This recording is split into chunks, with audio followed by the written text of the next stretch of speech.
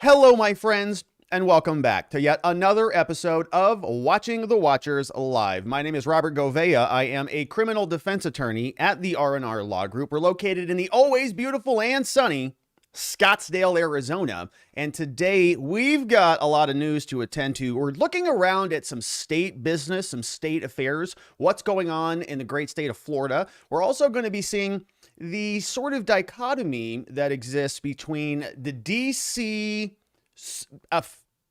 Disgusting district that it is. It's not a state. It's not a federal government. It's a district. How they are interfacing with the federal government over immigration. And then lastly, we're going to take a look at some body camera review and see, you can see here, these are the topics that we have outlined. And so let me give you a quick rundown before we actually get into things. Ron Desantis, of course, he's the governor of Florida. He suspended a prosecutor, a guy by the name of Andrew Warren. He's a state attorney over there. And Ron said, "You're not doing my bidding." The Florida legislature passed some laws, and we expect you to go and prosecute people who violate those laws. This guy, Andrew Warren, decided he's not going to do that, largely because he's a part of this organization called Fair and Just Prosecution, which I believe is one of those Soros organizations that you hear so much about.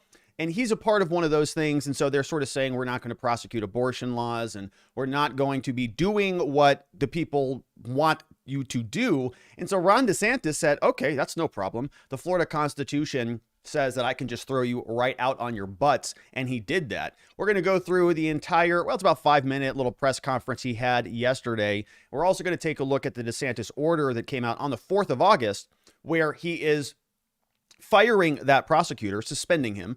And then he is literally sending, I think, law enforcement people to evict him out of his office. Said, get your stuff, put it in that box, and get the heck out of here. And so it actually sort of details that. It doesn't say that verbatim in there, but it's pretty close. And so we'll take a look at all that in the first segment. Should be fun. Then in our second segment, we're going to jump into Washington, D.C., the, whatever it is. They are having a big immigration problem. You got to be kidding me, right? They've got an immigration problem. Why? Because a very small percentage of immigrants that are coming across the border and landing in places like Arizona and Texas are making their way over to DC, causing a catastrophic crisis. They have like 5,000 migrants over there, which is like, what is this? Your first experience with migrants coming across your borders in DC? It's the end of the world for them. So what happened is Muriel Bowser, it's like five, it's like a day here. It's like a lunch afternoon in Yuma, Arizona. Are you kidding me? So they're very upset about it. They demanded the National Guard come and support them in their catastrophe that they are causing by creating policies that incentivize people to come across the border, that incentivizes people to drag their families thousands of miles through desert, through tumultuous terrain in order to seek freedom and liberty. These people are incentivizing them to do it, promising them all sorts of benefits when they get here. When they get here, different story. And now they're saying, we need help because it is a crisis. You can see busloads of people making their way into DC, and we'll take a look at this. Just, tons of people who just want better lives going into DC, causing a wreckage there. They asked for help. Pentagon, Lloyd Austin, double masker, face shielder, our Secretary of Defense, this guy, he said, no, you don't get National Guard support. Thanks for playing, and denied it. So we'll unpack that story as well. And then lastly, now this is one of my, this is a funny one. I might get the schoolgirl giggles on this one. Now, it's hard to say that when you're talking about body camera videos and OISs, which are officer involved shootings, but this is almost like a scene out of what was the one? Naked Gun. I was going to say Lethal Weapon, but it's not that one. It's like Naked Gun. Okay. These officers respond to this guy. He seems like sort of a crazy person. Everybody has one of these individuals who's not mentally well. Sounds like the whole police department knows who this guy is. And apparently he sort of, he shot a gun off in this store, a Dollar General store. And the police came and they responded, and there were 5 different officers. We're not going to talk about all 5 of them, but they responded to the scene and they had to draw their weapons and open fire on this gentleman. His name is Jalial Whitted, and he's been charged with a number of crimes. But these officers Officers Evans, Officer D. Bethea, and Officer Mayz, as you can see here, or 3 officers of the 5 who opened fire. And it's just a wild scene. I mean, there's all sorts of mistakes that are being made. And you can see even here, well after the shooting's over, you've got Officer Mayz who's like, hey, Officer Evans, will you put your gun away, man? Like you're pointing it right at everybody who is over there, who's over there dealing with the site. He's like, put it down, man. And so we'll break this down. Poor Officer Evans has like serious PTSD after this, and we'll go through it. I mean, it's like it's really, you can laugh at this one because he doesn't even die. 5 officers are just like, firing off hundreds of rounds at this guy. They all miss. And he's just like, are you guys done shooting at me from like pretty much, I don't know, 15 yards, 20 yards.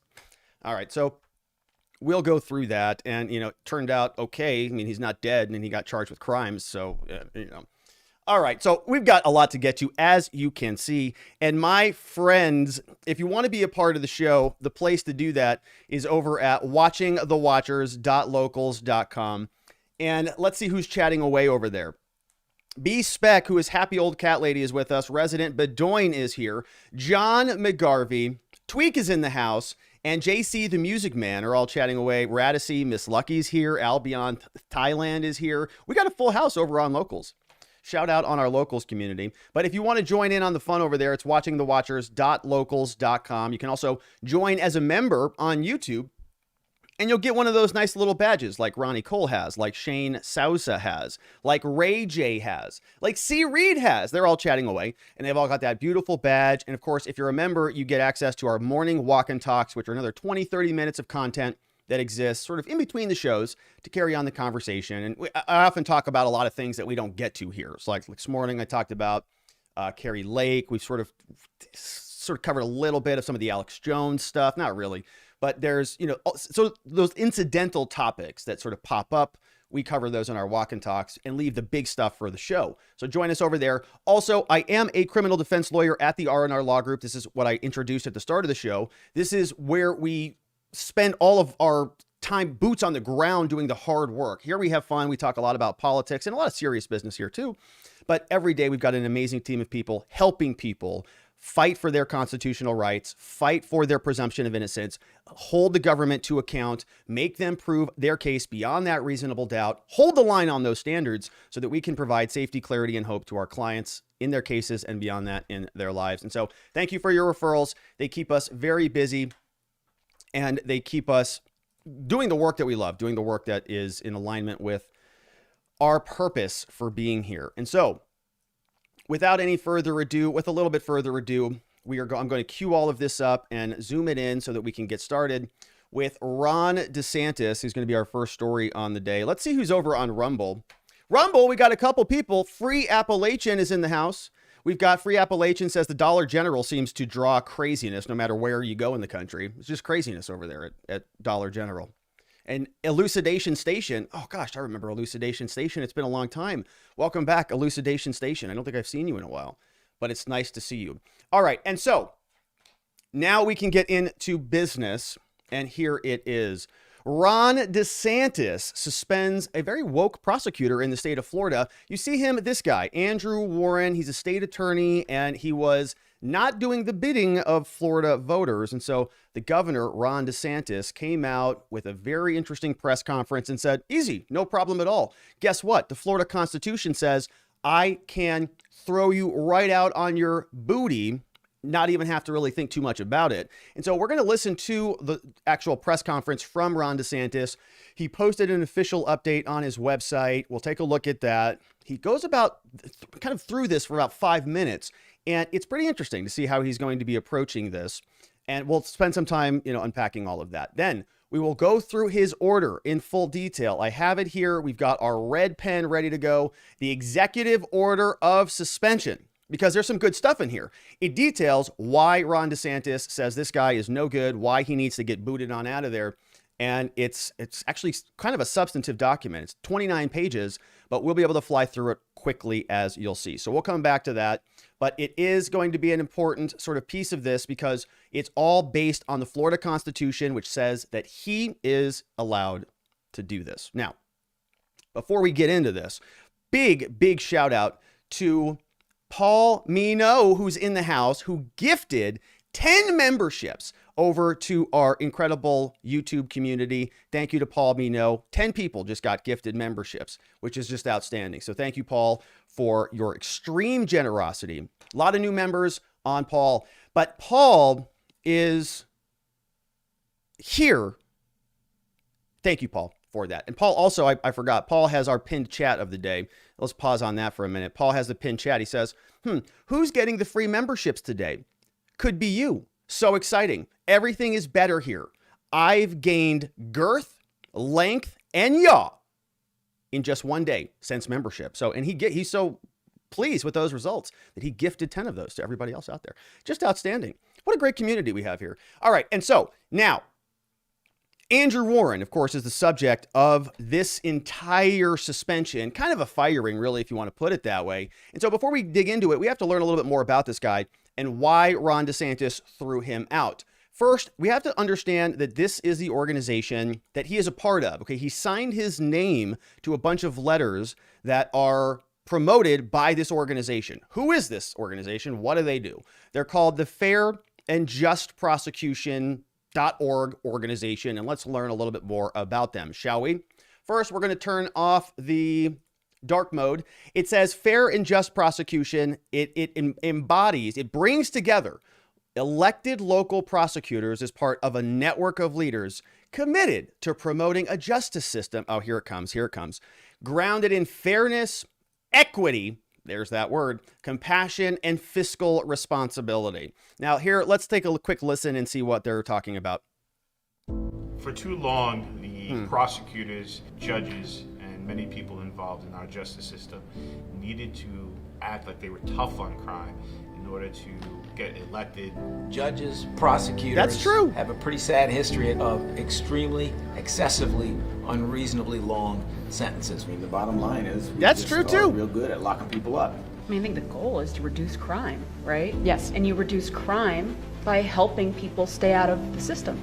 Yeah, by helping people stay out of the system. Now, right, there's a lot of conversation about this, and this is an actual, I don't mean to poke fun at this organization too much because, well, we're going to see what they have to say, and we'll save it for then. But right, these are people who are intending to improve justice, and I've been long time critical, good Lord, of the current sort of version of our justice system in many ways. I've said that it's very difficult to punish the pain out of people, and the pain leads to criminality, and it's this sort of compounding snowball, this vicious cycle that continues on and on and on and results in more criminality. And so rather than focusing on punishment and retribution, we should focus on restoration and rehabilitation, right? And focus on those things. And so this organization sounds like they're behind that. But the problem is, look who's here. Oh, it's Kim Foxx, the state attorney out of Cook County, Chicago. Oh, so she's going to be the person who's going to be this new equitable arbiter of justice. She's going to be the new version of a prosecutor that we want. What did she... Everybody's going to be treated like the Juicy Smollett? I don't know how that one would work. So, right, that's the type of organization we're dealing with. We've talked a lot about Kim Foxx and some of these other prosecutors and how they are weaponizing these justice systems. They're not creating a better justice system. They are using it to prosecute their political enemies and right the societal wrongs, right? It's not about justice anymore. It's about equity or whatever the heck they're talking about. Promoting a justice system grounded in equity. So I don't know. Do certain races get more punishment than others? I don't know what that means, but I don't know that they do either. So this is the organization that Mr. Warren is a part of, and we're going to get to his response. He's, unhappy with being fired, obviously. But Ron DeSantis came out and he posted this on his website. And this came out literally August 4th yesterday. And here it says, Governor Ron DeSantis blog post. I wonder if he even called him. He says, Governor Ron DeSantis suspends State Attorney Andrew Warren for refusing to enforce Florida law. And he appoints somebody else. Her name is Susan Lopez. We're not going to spend much time on her. But he said that this guy is booted out of here. Why? He suspended State Attorney Andrew Warren of the 13th Judicial Circuit due to neglect of duty. Governor has the authority to suspend him under Section 7 of the Florida Constitution. He's appointed somebody else to appear in her place. And so the rest of this is talking about Susan Lopez and how amazing she is. But he references the Florida Constitution, saying that he can boot people out of there if they're neglect or if they're drunks. I wonder if they have that in California for Pelosi. So, the list goes on and on. Now, this is the Florida Constitution, and here is what it says to make sure that he is referencing this appropriately. And here it is. Article section here authorizes the governor to suspend any state officer not subject to impeachment on any of the following grounds: neglect of duty, right? So there it is, executive suspensions.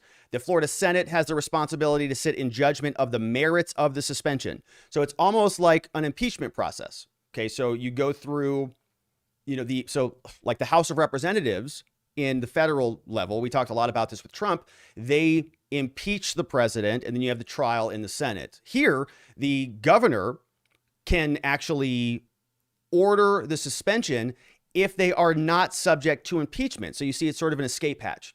If this individual cannot be impeached, well, how else do you get them out of office? If they're drunks or incompetent, or if they can't perform their duties, or if they're felons, or if they're full of malfeasance, well, then you have to have a different mechanism to throw them out of there because you can't impeach them, right? So now we know that the governor can initiate sort of a pseudo impeachment process, and then this person can sit in the judgment in the Senate.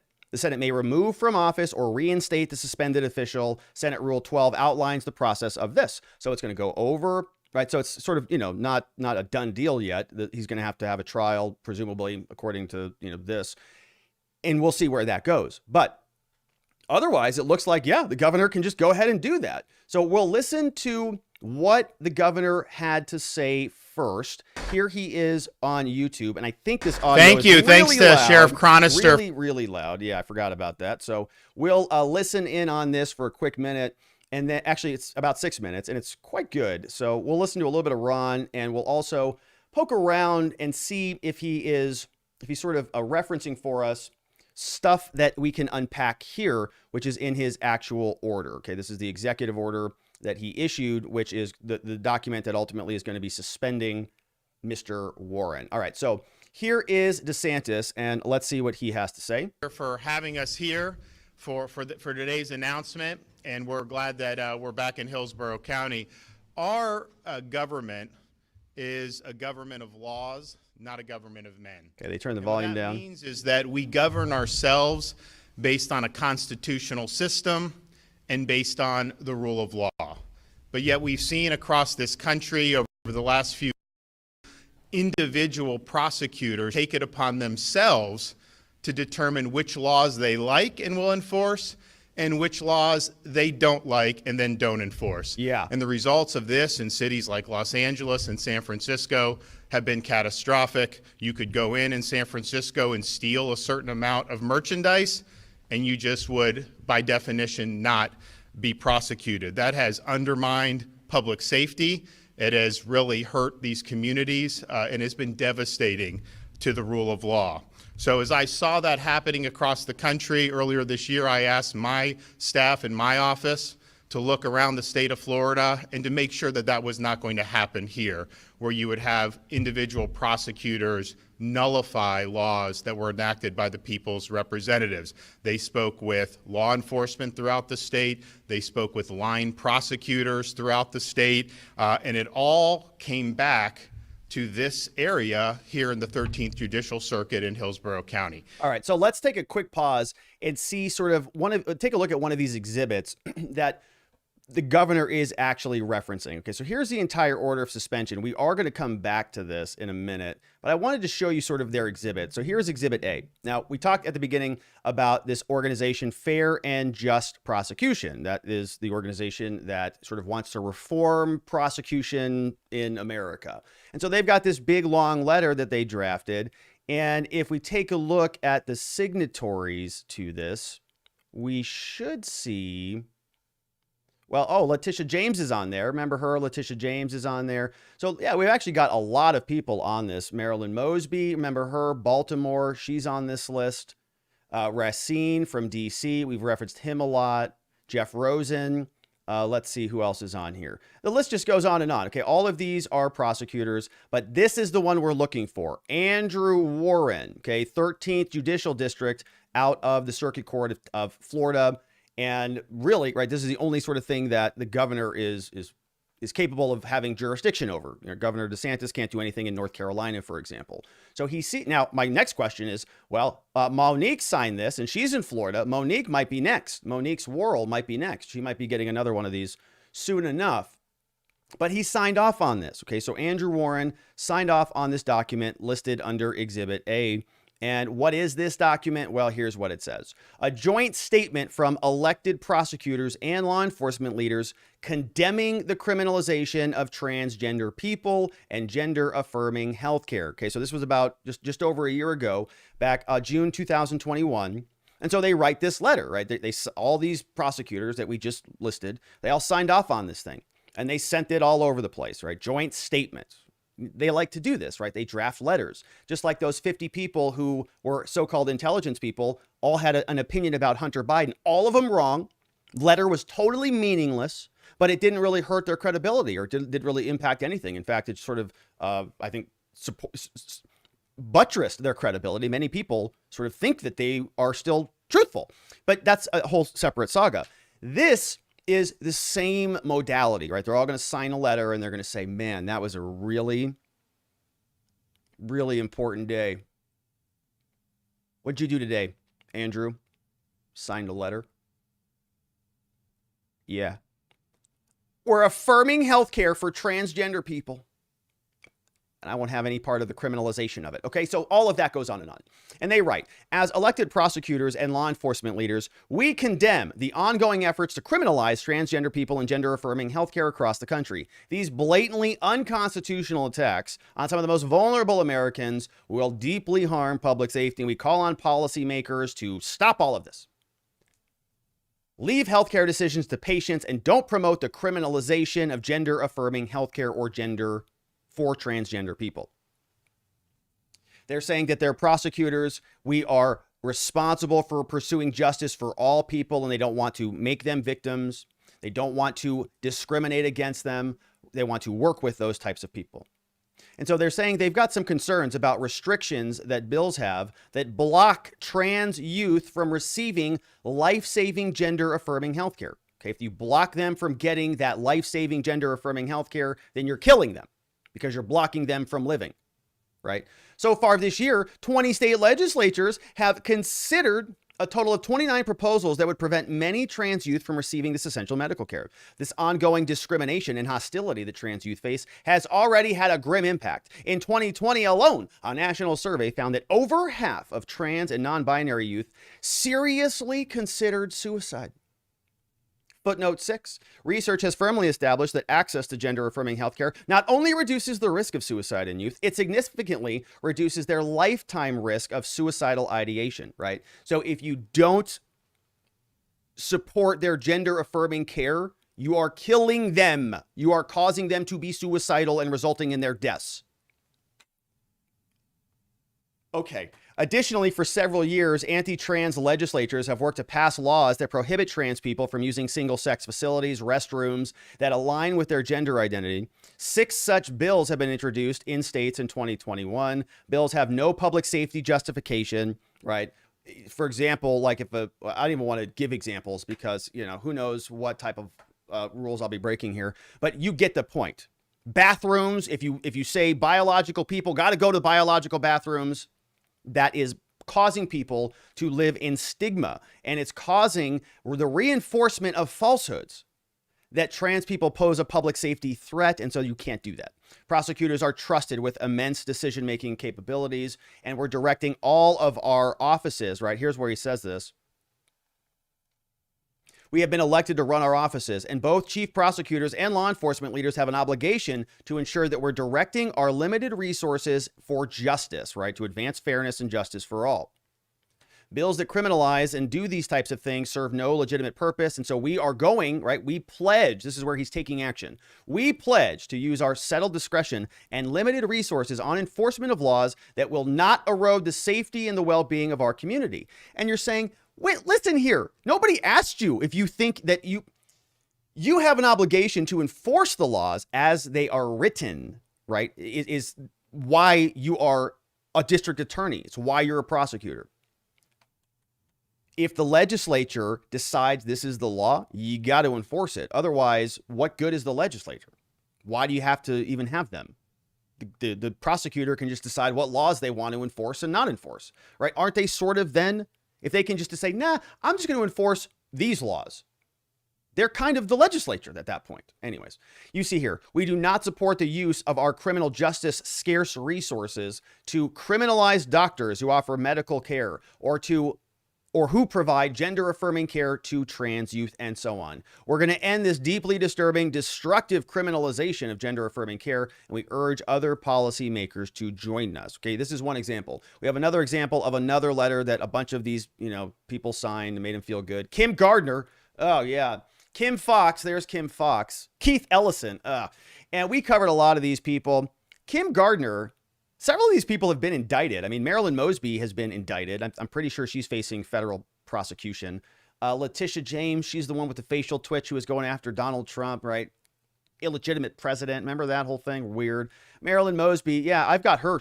I know she's being prosecuted because she's in my case list. So anyways, you get the gist of it. So they all signed this letter and they all felt, really good about it. Now we're going to come back to the executive order. That's only Exhibit A, but let's go back and listen to Ron and see what else he has to say about this sort of firing. And the response that we got was a lot of frustration on the part of law enforcement for criminals being let go and crimes not being prosecuted. And so we looked into it and we compiled a lot of the record. And I can tell you it's been a very, very troubling record. So the prosecutor, state attorney for this judicial circuit, Andrew Warren, has put himself publicly above the law. In June of 2021, he signed a letter saying that he would not enforce any prohibitions on sex change operations for minors. And that's a debate that we're having mostly administratively and through medical licensing in Florida, but other states have enacted penalties on the people that would perform those, which are really disfiguring these young kids. And he said, it doesn't matter what the legislature does in the state of Florida, he's going to exercise a veto over that. Yeah, that he's makes him also the instituted king. Policies of, quote, presumptive non-enforcement.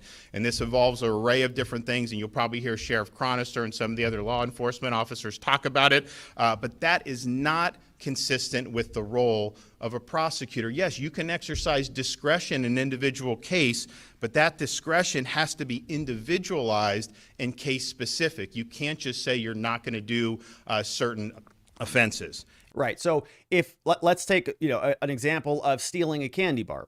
Right? Somebody is stealing a candy bar. Maybe there's a law against stealing a candy bar. So a prosecutor can decide, well, look, on this case, I'm not going to call that theft for whatever reason. There's mitigation here. This is a starving person. This is a mentally unwell person. I have just, a lot of empathy. I don't have judicial resources to prosecute this person. Many reasons why a prosecutor might exercise prosecutorial discretion and decide not to prosecute an individual, right? And judges have judicial discretion and all of that same stuff. But within bounds, you can't just say, we're not prosecuting candy thefts anymore. You said, well, that's the law here. You swore an oath to uphold and execute and faithfully all that crap, the law. Yeah, but I don't care about the candy bar thing. It's not just. People should have as much candy as they want. This is America, dang it. And if you want to shove your face with sugar, you should be free to do that here. It's a God-given right. God bless America. And, and he can say, that's my opinion on it. And everybody's, running out like they're in San Francisco with wheelbarrows full of Twix bars. And it's just, bedlam. Nobody wants to live in that type of society. So here, DeSantis is saying he doesn't have that type of discretion and authority. And he also did the same thing with abortion. Let's see if he gets into that here. And then most recently, after the Dobbs decision was rendered by the U.S. Supreme Court, he signed a letter saying he would not enforce any laws relating to protecting the right to life in the state of Florida. And mind you, we have had prohibition on third trimester abortions for a long time. We've had prohibitions on partial birth abortions for a long time. And then most recently, the legislature enacted and I signed protections for unborn babies at 3.5 months. And when they are aborted, it's typically done through a dismemberment procedure, which is really inhumane. Nevertheless, that is what the legislature has enacted, and it's not for him to put himself above that and say that he is not going to enforce the laws. We don't elect people in one part of the state to have veto power over what the entire state decides on these important issues. The Constitution of Florida has vested the veto power in the governor. And he's going to use it. Now, I wanted to show you that second letter that went out. I believe that's exhibit number 2. So we already looked at the first letter that went out last year. I think this may be what did it, is this brand new letter under exhibit B here. So look, it is June 24th, 2022. So just a couple months ago, another statement came out, and this one was updated on 7/25/2022. Another statement from all of these prosecutors again, who just said, gosh, you know, that first letter that we wrote was so impactful. It was so just moving. I mean, I felt so good. Why don't we write another one? And they did. They look at all these people. Chesa Bodine, who is now going to be out of there, out of San Francisco, signed on to this letter. Bye-bye. Alvin Bragg is now in New York. He just got recently elected. And who did he beat? I forget who he beat. We've got, yeah, all of these people we remember from election season. But let's see who else is on this list. We have Keith Ellison from Minnesota, Kim Foxx again from Chicago. And when we find the one that we're looking for, we're going to see it's probably Andrew Warren down. There it is. Marilyn Mosby's again, who's being indicted. And where, look at all of them. The list goes on and on and on. Finally, here he is, Andrew Warren. They're all signing off on this document because they are opposing the abortion changes. Here's what this letter says. We are a group of elected prosecutors who love writing letters, and we're representing communities across every region in the country. Over the past few years, we've watched the Supreme Court wreck America, and now they're ruining our country because they overturned Roe versus Wade, a right that 3 generations of Americans have come to rely on. And as elected prosecutors, they call themselves ministers of justice. Ugh. Gosh. And leaders in our communities, we cannot stand by and allow our communities to live in fear of the ramifications of this decision. So they're just going to do whatever they want, I guess. Not all of us agree on a personal or moral level on the issue of abortion, but we stand firm in our belief that we should not be using the criminal legal system to criminalize personal medical decisions. So therefore, as such, this is where they're taking a stand. We decline to use our office's resources to criminalize reproductive health decisions and commit to exercise our well-settled discretion and refrain from prosecuting those who seek, provide, or support abortions. So if your state decides we're going to criminalize doctors who provide abortions, let's say partial birth abortions or something like that, this guy can just decide, nope, not going to enforce that crime. Not going to do it. Not on a case-by-case basis. In general, we're not going to do anything that he decides. So what do you even need a legislature for? You don't. This guy just decides on his own.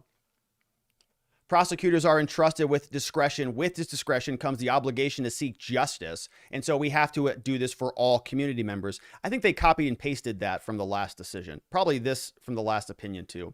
Enforcing abortion runs counter to our obligations. And so it traumatizes and criminalizes victims of sexual violence. And so criminalizing abortion is not going to, right? He says our legal system is already overburdened. Yeah, with marijuana and drug crimes. And as elected prosecutors, we've got a responsibility to stop enforcing the laws. Okay, we're horrified that some states have failed to carve out exceptions and so on. Okay, you get the gist of this. We're not doing it because we don't want to do it. We're prosecutors and we decide that we're more important than the other individuals. And so decided just no, right? Not going to happen. Here is Ron. Not an individual state attorneys. And so when you flagrantly violate your oath of office, when you make yourself above the law, you have violated your duty, you have neglected your duty, and you are displaying a lack of competence to be able to perform those duties. And so today we are suspending State Attorney Andrew Warren effective immediately. Bye-bye!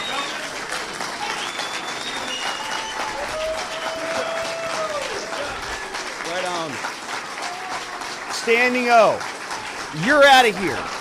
Get the heck out of here. All right, and so we are not. That is the statement from Ron DeSantis. Now let's take a quick look at the actual order itself because it is quite fun. And so you saw the letters, right? All the exhibits. That was it. So most of the 30 29 pages are all, signatures. But the actual order you can see here sort of just details out everything that we constructed. We just sort of assemble it all together. It says here, Florida Constitution gives the governor the power to do it. You can throw people out if there is a neglect of duty. Neglect of duty, they have case law from Florida, 2019, Florida 1934. Neglect of duty refers to the neglect or failure on the part of a public officer to do or perform some duty or duties laid out to him by virtue of his office or which is required of him by law. Right? And they define that. It's case law. How do you define neglect of duty? Well, we've got the law to do it. Incompetence, also defined, gross ignorance or lack of judgment and discretion. Okay, you don't have discretion to unilaterally decide not to enforce crimes.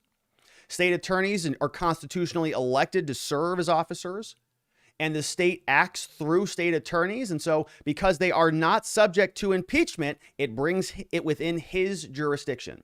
Constitution, as we already talked about, gives him the ability to do this. And they now have the ability to make case-specific and individualized determinations, but they're not doing it, saying it's a functional veto if there is a blanket refusal to enforce the law. And they're citing case law again from New York, 1997. Failure to prosecute in a universal form is just a blanket veto on the will of the legislature, and you're in office to sort of execute the laws. A state attorney, when their policy is to knowingly permit criminal activity and not file charges, they say is neglect of duty. And this prosecutor did it. Any person who does it is in violation of the law. Andrew Warren is a state attorney who is in violation of the law. We already read through Exhibit A, which was the transgender enforcement criminality provision. We already read through the other section on the abortion law, where he's saying the government of Florida passed HB 5. We've got all sorts of abortion prohibitions in place now. But after that prohibition came into effect and after the Dobbs decision, guess what? This Warren fella, he wrote another letter on June 24th where he said the following: criminalizing and prosecuting individuals who provide abortion care makes a mockery of justice, and prosecutors should not be a part of that. Enforcing abortion runs counter to the obligations we're sworn to uphold, and as such, we decline to use our offices to enforce these laws. And so they say he's the only state attorney in Florida who signed this statement, and he signed it in his official capacity as state attorney. Okay, so that Monique who signed the first letter, she didn't sign the second letter. Smart move. That's why she's still sitting in her office right now. She's like, woo, that was close.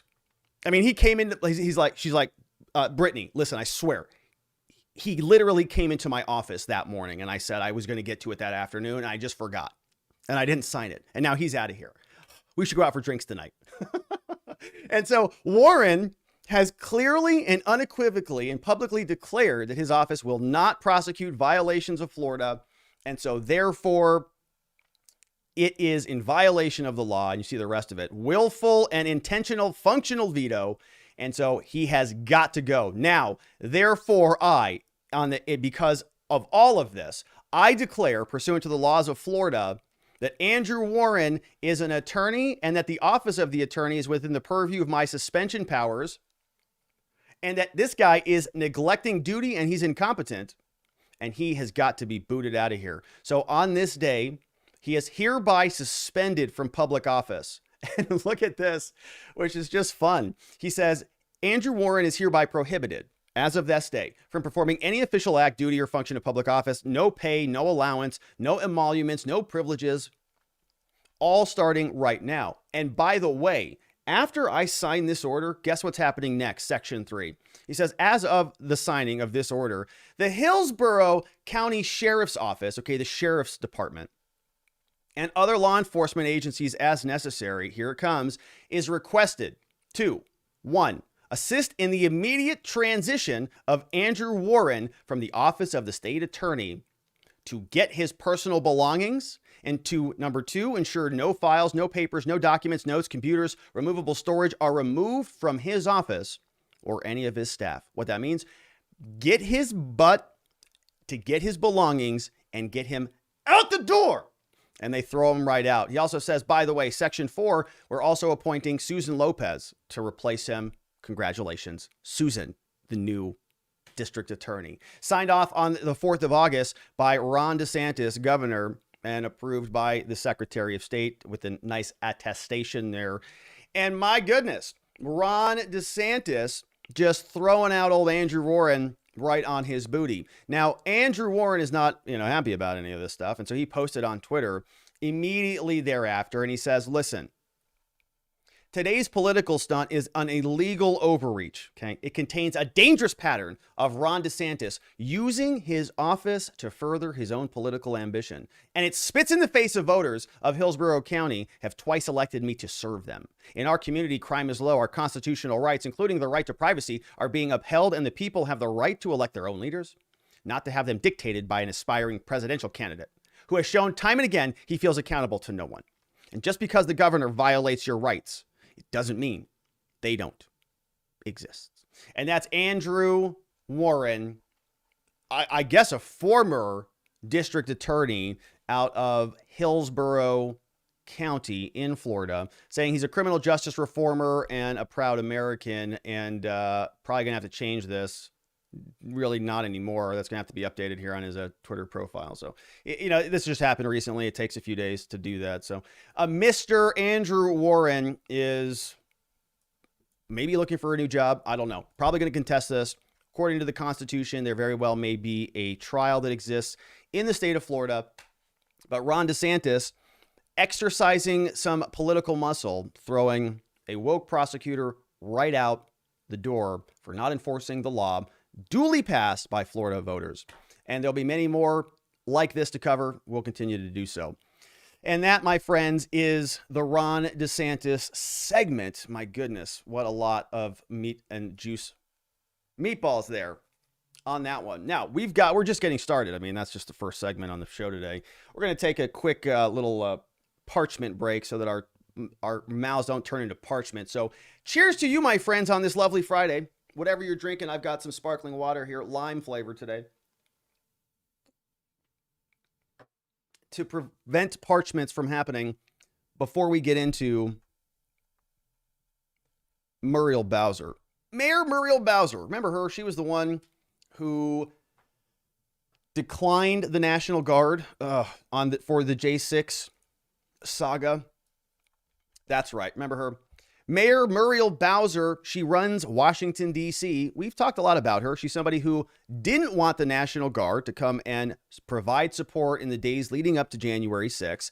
But now she does want some help because states that are on the border, like Arizona and Texas, are busing migrants into D.C., causing a catastrophic problem for her and her government. So Muriel Bowser now wanted some help from the National Guard. Doesn't look like she's going to be getting it. We're going to unpack this entire story. You can see, we've got a photograph here of a bunch of migrants who are arriving in D.C. by the busloads. This is something that's happening in Texas and Arizona and other places around the country. Places where literally hundreds of thousands, millions over years come across the border. A small, tiny sliver percentage of them are getting on a bus and going to D.C. And when 4,000 or 5,000 of them arrive, it causes a crumbling of their infrastructure, and they're going to beg and moan and whine and complain about it, while forgetting that many other border states have been dealing with this their basically entire existence, been begging the federal government to do something about it, and they've been scoffed at for years. So I guess, how does it feel there, Muriel Bowser? But here's the story. This is what Fox News was showing just as recently as about July 30th. They said that in D.C., Mayor Muriel Bowser recently called for National Guard assistance. Now, we just finally got a response from the Pentagon. They're saying, no, we're not giving you any support. We're going to get there in a minute. But this is what it looks like in D.C. Okay, here's a video that Fox News captured and they posted. Here's what one of the buses looks like. One of the buses looks like that. And so, you can sort of see the bus right there. People are getting off of the bus, coming, actually it says there, from El Paso, Texas. So shout out to Texas. That's where they were coming in from. And they're just getting off the bus and they're walking down the street right to a church. So they're just sort of turning the corner, running under those construction pillars there and going right into a church. And, it's a bunch of people who have literally left everything at home to come here. And so what do you do, right? You have to get them integrated or returned, or you have to do something about it, right? It is a giant problem that I've been dealing with this my entire life. My whole life I've lived in Arizona, except for a small 3-month stint in a different place. But it has always been, right, a constant problem, and every single politician who gets elected is running on this, and it never gets solved. But now they're seeing what it looks like actually in DC. Back on August 4th, which was yesterday, here is what Mark Seagraves, who works over at NBC, posted. He says, Mayor Muriel Bowser called the migrants that were bused to DC, quote, a humanitarian crisis. It is. Look at these people. They are sleeping in alleyways and on grass and blankets. Okay. And look, Republicans and conservatives and people who talk about border security and immigration reform are often castigated as misogynist and racist. Okay, I know I have, right? It's whatever, call it whatever you want to call it. I have for a long time said that it breaks my heart to see this happening. Look at this. It's not how it's supposed to be. And by incentivizing people to come here, a lot of wokesters like Muriel Bowser will say, we just care about the people. Does this look like they're providing a nice experience for them?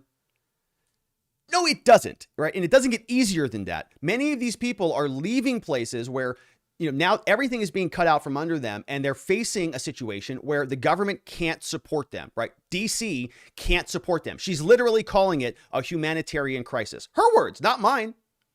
That crisis is now playing out at this DC hotel where many migrant families are being housed, some sleeping in the alley, pleading for help. DC's low barrier homeless shelters are now at capacity. Yes. They don't know what to do with it or how to handle it, and it's causing a catastrophe for people. Saying here on July 28th, 4,000 migrants so far said that they've reached a tipping point and that they need help. All right. So here, let's take a look at the actual letters now that Muriel Bowser sent over there. She sent over 2 letters to 2 individuals very recently, basically pleading for help. Here's the first one that came out on July 19th. And here's what it says, right? This is going over to the Secretary of Defense. And we're going to learn today that they just rejected all of this. They said, no, you're not getting any help. But look here, she says, dear executive person, secretary, on behalf of Mayor Muriel Bowser, and you can see it's from Bowser because it's got her official logo on there, which is a little bit too busy for me, but whatever. On behalf of Bowser, I am writing to request the assistance of the DC National Guard to deal with their immigration problem, to prevent a prolonged humanitarian crisis in the nation's capital. As you know, in April, Texas Governor Greg Abbott and Arizona Governor Doug Ducey, shout out, announced they would bus migrants from the southern border to DC in defiance of the administration's pledge to address immigration. In 4 months since, our nation's capital, she says, has encountered nearly 4,000 individuals. Wow, you're kidding me. 4,000 people? There was something like 1 million people that have come over in the last, I don't even know the numbers anymore. Hundreds of thousands. I think they were topping hundreds of thousands a month. As a city, we have supported multiple NGOs, stepped up care to deal with this. We've got 1 million in FEMA grants. In the last month, however, the pace of arriving buses and volumes have reached tipping points. Our collective response and service efforts have now become overwhelmed. The regional welcome center we helped establish in Montgomery, Maryland is at capacity. Our homeless services system is already under great strain. And tragically, many families arrive in DC with nowhere to go. Which is weird because Kamala went down to Guatemala and she wagged her finger in their faces like an egomaniac and said, don't you come to our country. And they came anyways. In the most condescending, racist type of behavior you could ever imagine. Go down to another country and scold them. In the nearly 4 months since, the nation's, rather than doing something in your own country. We have stuff that we can do here. You don't have to go around and scold people. It doesn't work, first of all. It's insulting, number 2. And there's other things that we could be doing with your time and effort, Madam Vice President. As a city, we've supported all sorts of efforts to solve this, but in the last month, the pace has been arriving. Pledges from Arizona and Texas to continue these abhorrent operations indefinitely.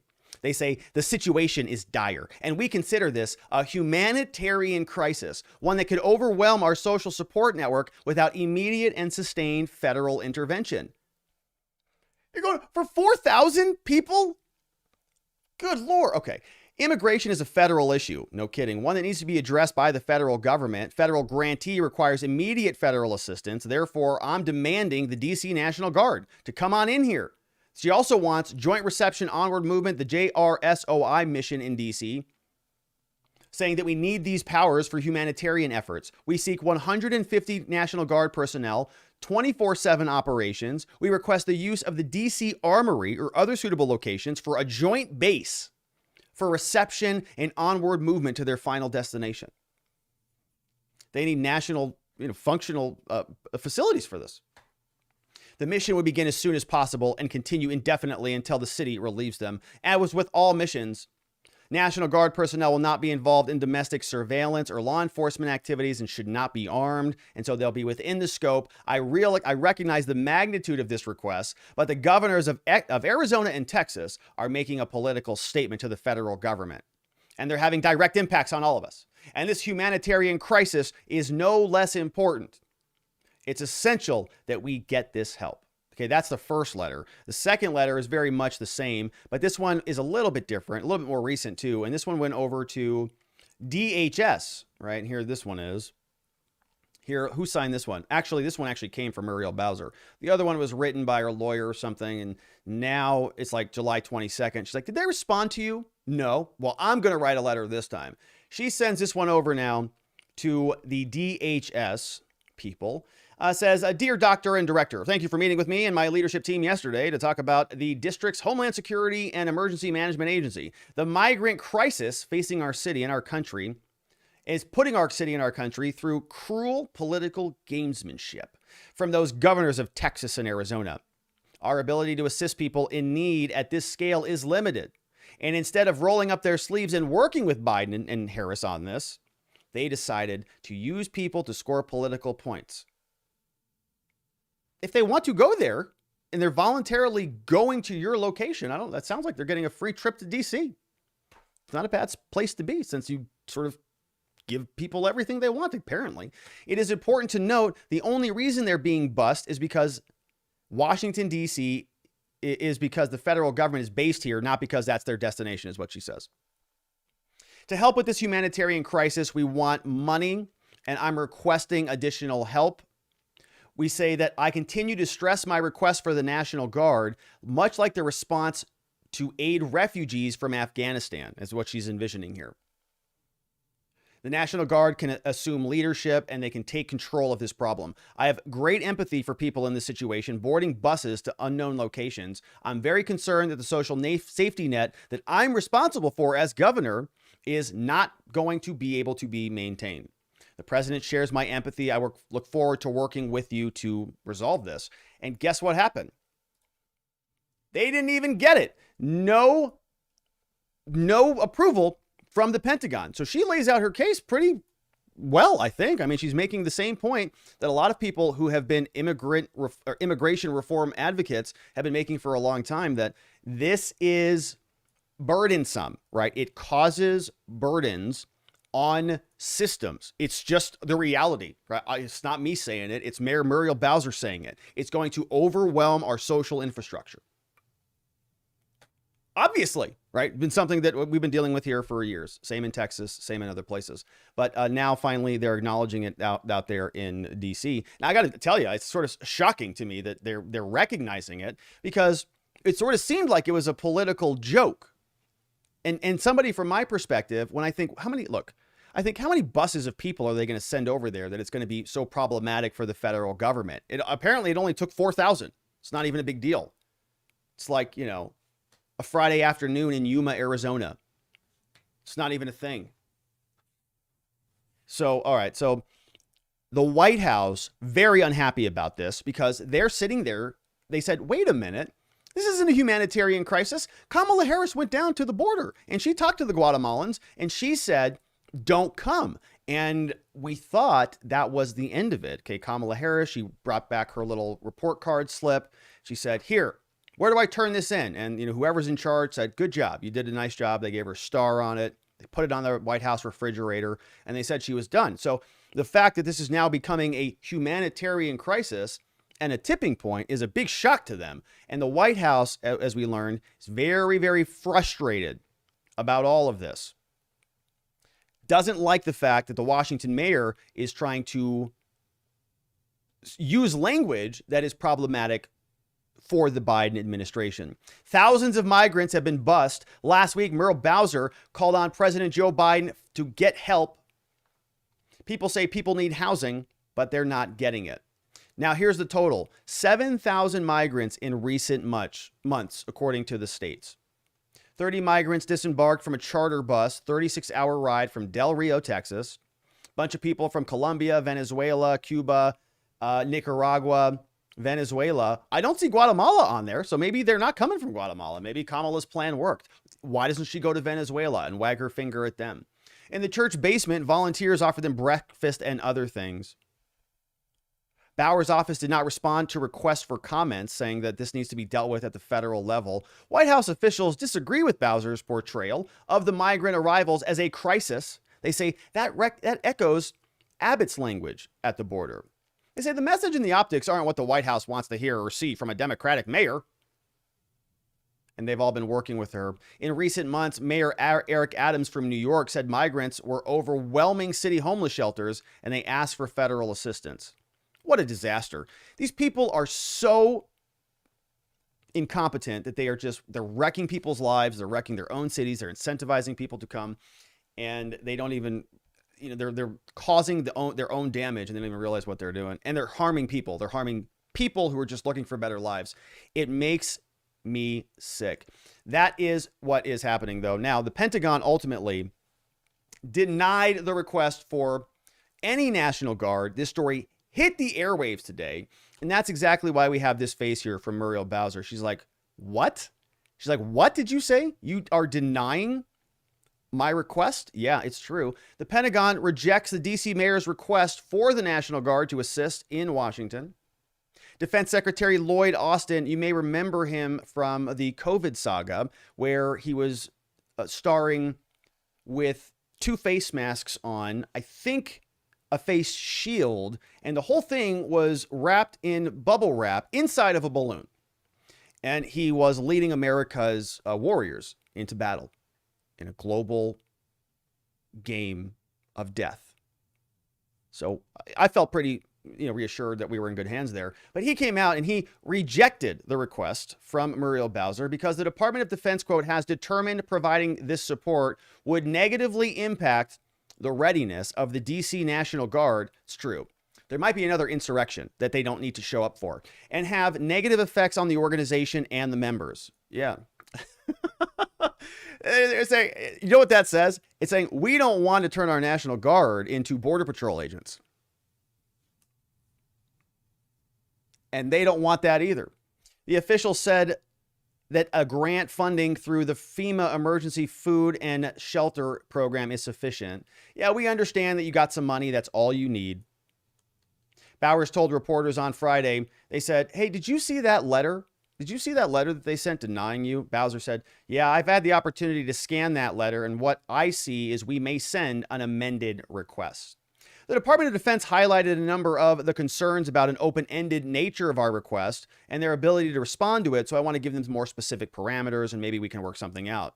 5,100 migrants have arrived in Washington from Texas, 135 buses, and Arizona is sending, individuals as well. And, it's just, it's heartbreaking for the people who, it's just ridiculous. But this is our inept federal government trying to continually not address the issue, and now it's becoming the DC government's problem. And well, we'll just see. Arizona just keeps sending them over. Texas just keeps sending them over, and they'll have to figure out what to do with them. So immigration will continue to not be solved in the foreseeable future unless Kamala Harris goes to all of the other countries and tells them not to come as well. We'll continue to follow this and more. Thank you for joining and subscribing on our channel.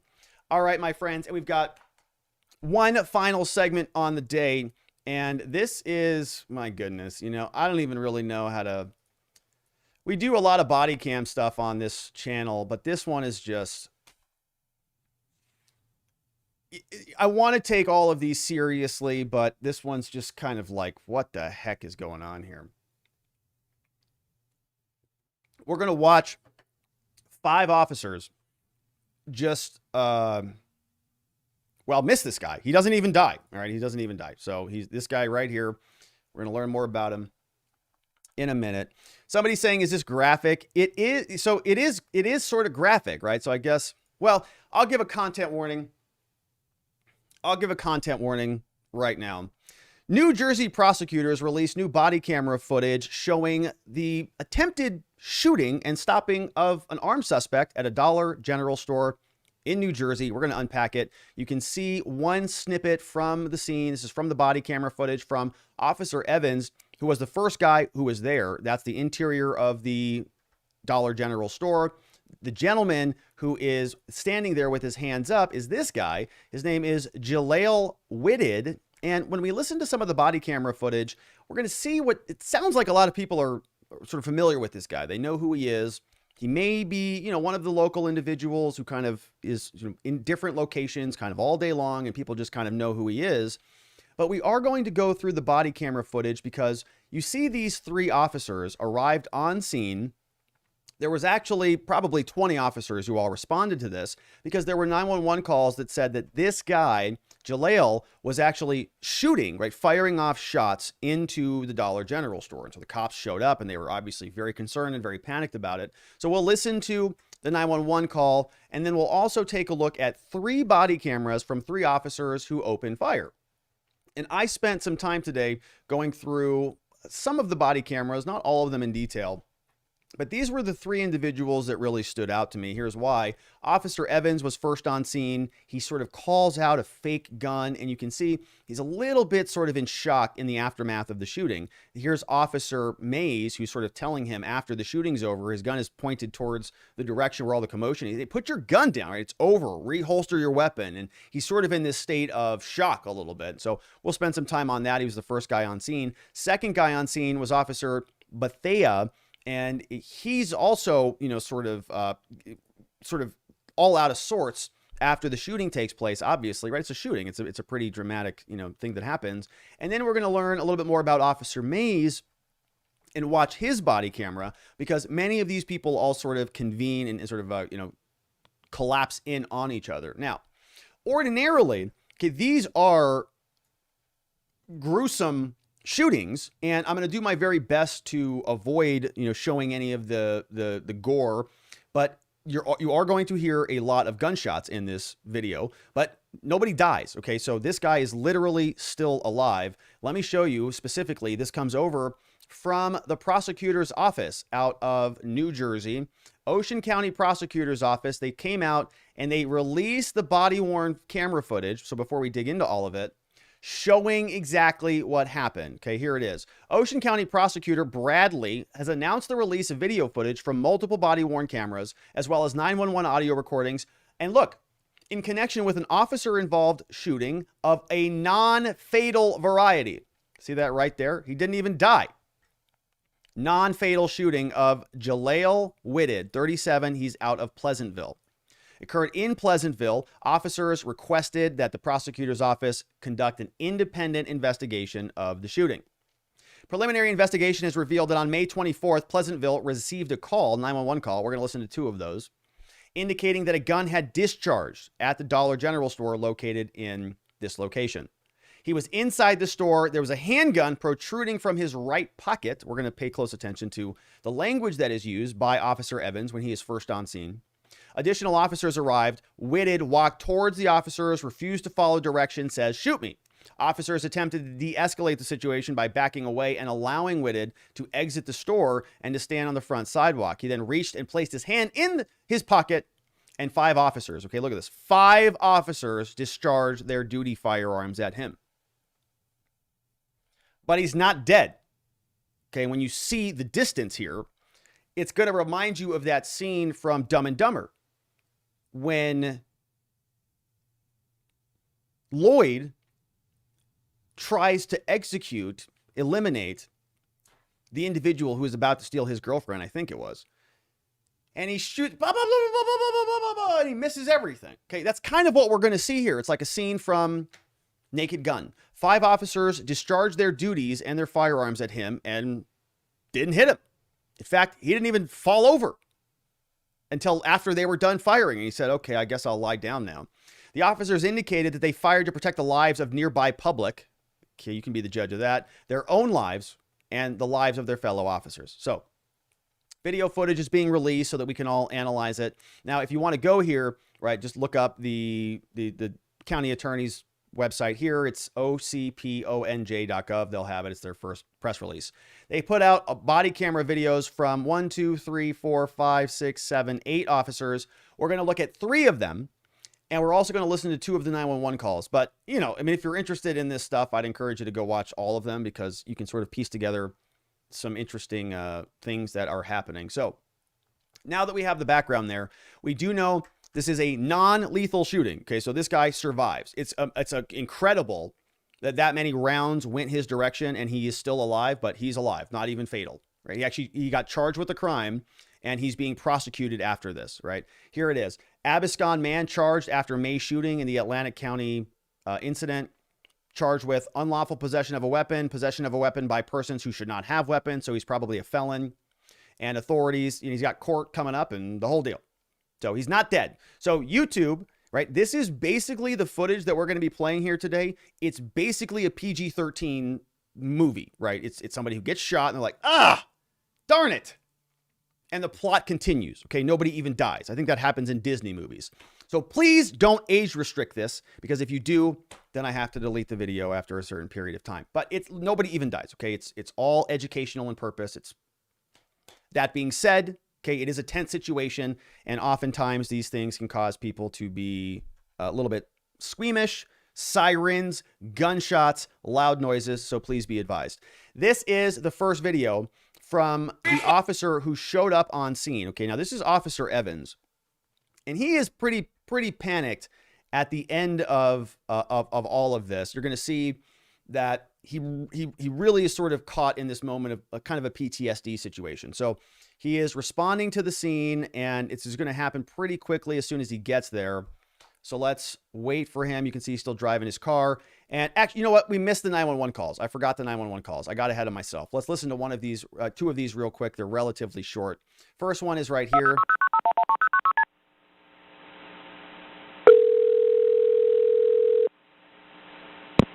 (911) Where's your emergency?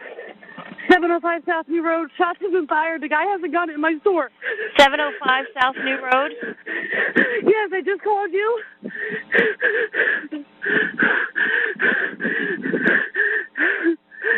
How many shots? Has anybody been injured? Nobody's injured. We all ran. He's still in the store. He's in the store? Yes. I need officers here now. They're on the way. Has anybody been injured? No. Can everybody get out? Everybody got out.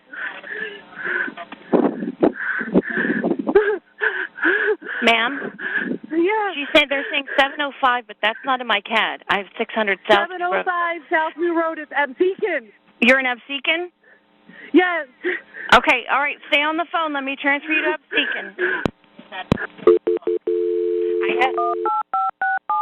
All right, so very, very panicky. Now we're going to compare and contrast that with the next 911 call. Okay, so listen to her emotion. Now, what she called she's in the wrong jurisdiction. I don't know how that happened, but they transfer her sort of like a warm handoff. It's like, I can't help you with that. You're going to have to talk to our cancellation department. You go, oh gosh. So they transfer you over to that person. And it's like, what country are you in? And how long do I have to wait to talk to you? It's very difficult process. But here, let's pick this back up. Oh, that's right. Ma'am? Stay on the phone. Stay on the phone. There's customers going to building. Oh my God, you're coming. Ma'am. Absecon, this is your Dollar General. Shots have been fired inside for a male trying to steal cars. He's inside. Talk to the dispatcher. I need officers here now. Now, please. 705 South New Road. Yes, Absecon.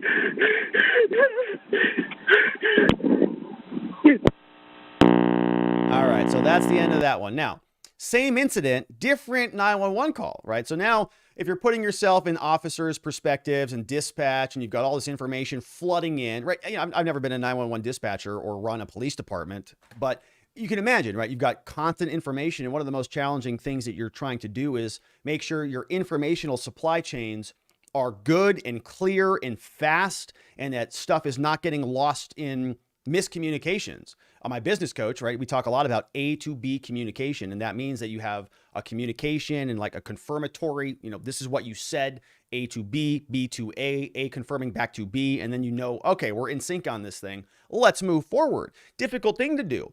You get that first call and compare and contrast that with this call. Here's what this one sounds like.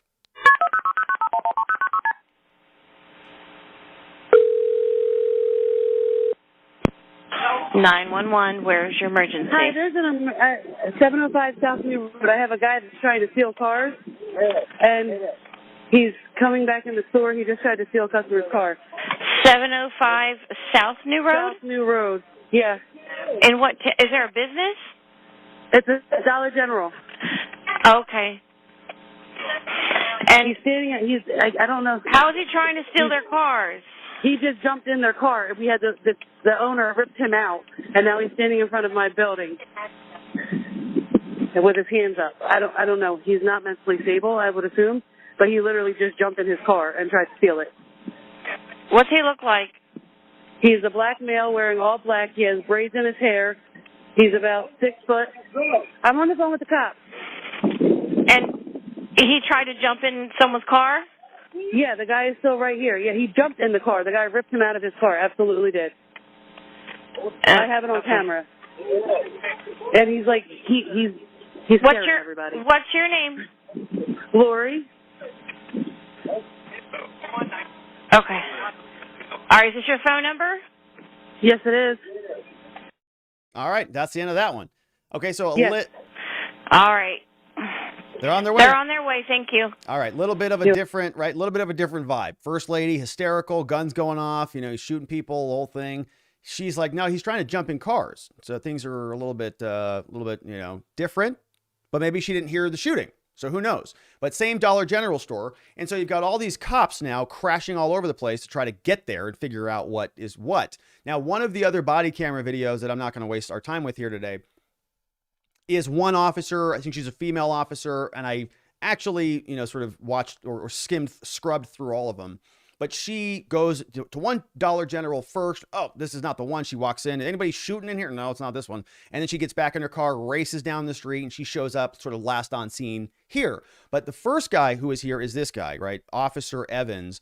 And I got his photograph. I captured this photo from somebody else's body camera. In fact, this one came from this guy who is Officer Bethea. Now I got his photo, I think, from Officer Evans' body camera. And then I got Officer May's photo from Officer Bethea's body camera. So as you see what I'm doing, I'm watching all of the other ones and sort of piecing together. We're cross-referencing who is who and who does what, and identifying their names from the badge, from their name tags on their vests. So the first person who was there, we've already started this one, is Mr. Officer Evans, and he is arriving right here at the Dollar General store, and let's watch what happens next. Now, the sound starts about now 30 seconds after the body camera. Okay, so he's the first one there, right? There's nobody else there, and he's walking into the store. Guns already drawn because shots fired. Body camera's covered up a little bit. Step out. Anybody shot? Anybody was shooting? Anybody shot, anybody shooting. You can see right here, that's the guy. Okay, so keep your eye on him. I'm going to let it play. Anybody was shooting there? Put your hands up. He just realized it's that guy. Right? Keep your hands up. You see, he just realized Keep your hands up. So he's like looking around. Anybody was shooting there? Put your hands up. One at gunpoint. Keep your hands up. Keep your hands up. One in custody, 938. Okay, now look. I don't know how well you can see this, but you can see this gun right out of the right side of his pant pocket. You can see there's a little handle there. So if you're sort of watching at home, you can see this when he moves around a little bit, but just keep your eye on that. The officer's going to comment on it, and he's actually going to call it a fake gun. He says, I think he's got a fake gun. Keep your hands up. Sorry, 1 .938. Looks like a fake gun in his pocket. It's going to be Jalial Whitted. Have him at gunpoint now. It's going to be Jalial Whitted. Did you hear him say with his name? It sounds like he knew him. Like he just walked in. It's going to be Jalial Whitted. Like he's very familiar with him, which is not uncommon, right? If you live in a downtown area, you spend time in a downtown area, there are often people who are unwell and they are sort of, meandering around from location to location. And same thing here. It's going to be Jalial Whitted. He knows who he is. Stop! Shoot! Stop! Shoot! Stop! Stop! Turn around, brother, please. Stop! Please turn around, please. Please. Yeah, I got. Listen. Whoever behind me, close on Stop! you Turn around. in California. Please stop. Stop! 2 5 behind you. Next vehicle. Stop! Next vehicle. Close it off. Next vehicle. Stop! Close it off. Do not want to shoot you. Stop! Do not want to shoot you. Back up a little bit, brother. Back up. Sir, we do not want to shoot you. Get those cars out of there and don't be in a line of fire. Right here, this brick wall. No call. Got it. Sir, stop. Please, Stop! Sir, Stop! Okay, now that's officer number 2. This is going to be Officer Bethea, and he is basically second on scene, and you can see other officers are sort of crashing in on this back side. So this officer is rolling in from this other side of the Dollar General, and you got the sort of the front facade of the Dollar General, and everybody's kind of crashing into the front of it from multiple locations. When we get to Officer Evans, he's going to say, okay, we're basically setting this up for a shoot. Okay, they're orienting right now Jalial so that he has a shooting backdrop, right? So that he's sort of in front of someplace where there's not a bunch of bullets flying all over the place. So they're planning to shoot him, essentially, or preparing a contingency for a shoot. So this guy is sort of trying to stop him from meandering beyond the Dollar General store, and they're trying to encircle him so that all of the bullets would sort of form like a half circle, and so that they would almost, convex upon the target, which is Jalial. So another officer is rolling in from the sort of the other side, and let's pick it up from here. Now, he's not obeying orders, right? He's got a gun. We know that Officer Evans called it a fake gun, but somebody else reported on 911 that there was an actual shooting that took place, right? He actually fired bullets off. And so we've got officers 1 and 2 who are now really the first, and I would call them the primary, secondary shooters. Okay, so there was no shooting yet. Stop! You don't want to do this. Don't reach! Not reach. No! Do not reach. Don't reach! Sir, just get down to the ground. Drop to your knees. Stop! Drop Stop! to your knees. Do not reach. Sir, do not. Okay, did you hear somebody else calling him Jalil? If you listen, you're going to hear other officers say, come on, Jalil, it's not worth it, Jalil. There's other people shouting, Jalil, Jalil. And I don't know if that's because they heard it on the radio and they're all sort of doing that as part of, their training or whatever. Hey, Jalil, Jalil. But or they just know him, right? I don't know. It could be one or the other, but here, let's pick it up from here. Now, there is, I'm going to let this play through the shots fired because he doesn't die. And I'm going to stop it before we get the actual, blood and stuff. But here, right, this other officer shows up. He's crashing in from this side. Other officers are going to be coming from this left side of the video to stop him from going around this corner. And they're trying to sort of center him on the front facade, front left side, looking from our perspective of the Dollar General so that bullets aren't flying all over the neighborhood. Do not reach. Do not reach. Don't reach. Just on the ground. Please. Sir, listen. It's not worth it. It's not. Just get down. Just drop to your knees. Just drop to your knees, sir, please. No, please. We don't want to do it. We don't want to do that. We don't want to do Don't stop! Stop! Please! Okay, so both hands are now dropped, right? This is the first guy on scene. We're going to get a better angle on the other side of the car from Officer Bethea when we go to him next. You can see there's this officer is over sort of on the right side of this, and there's even another couple officers who show up behind them after the fact. But the shots are getting ready to be fired. This is taking place out of New Jersey, and I'm going to let it play, so just be cognizant. Please. No. We don't want to do that. We can't see right now. His hands are moving around. Okay, you going to drop the phone? No. No, stop. No, please. Stop. Please stop, please. All right. Okay. Okay, now he's leaning over the car. Okay, so he's sort of falling down. And as we're going to see, he's going to get some instructions. I believe it's from Officer Bethea. He's going to actually come out and say, good, better. You're doing okay, good. Yes, you're going to the ground. You're leaning on the car. At least that's good. Perfect. All right. Finally, you're doing something.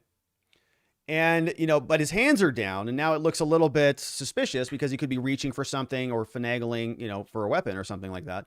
But now the officers you can't see those hands anymore. The hands fell down. But I'm going to play another video where an officer is sort of encouraging this behavior. So let's continue. Now, we're getting close to shooting, so if there's any, little ones around.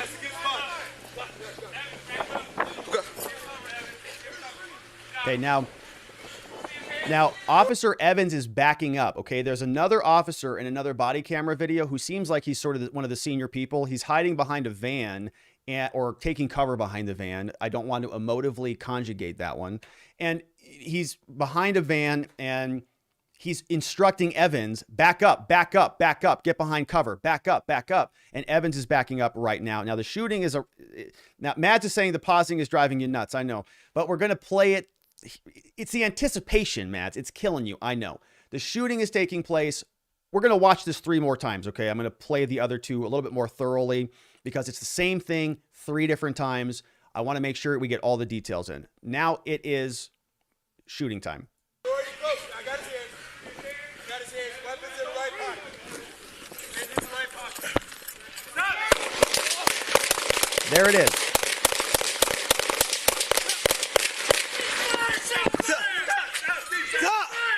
Okay, he is still standing.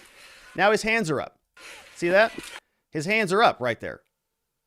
So I don't know how many rounds there were. Somebody can count those. I don't know.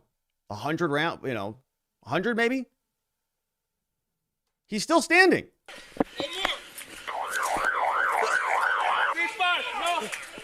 fired. It's on the floor. Shot fired. Okay. Don't reach. Then he finally drops to the ground. Okay, now he's basically laying down.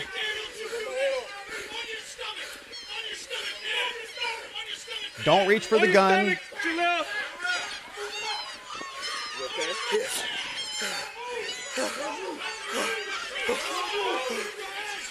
Okay, now you can hear Officer Evans breathing heavily. 7 shots fired by police. Okay. Shots fired by patrol. 941. Now, right, he's still, so this guy was the senior officer, and we're gonna play this again 2 more times. I'll play it more fully through, but I'm trying to piece together and sort of summarize what's happening. The senior officer who's behind this van, he was calling for Evans to back up and take cover. He now comes around out front. Evans is still sort of in a state of shock. He can't believe what happens. You can hear him breathing very hard. Then he finally realizes.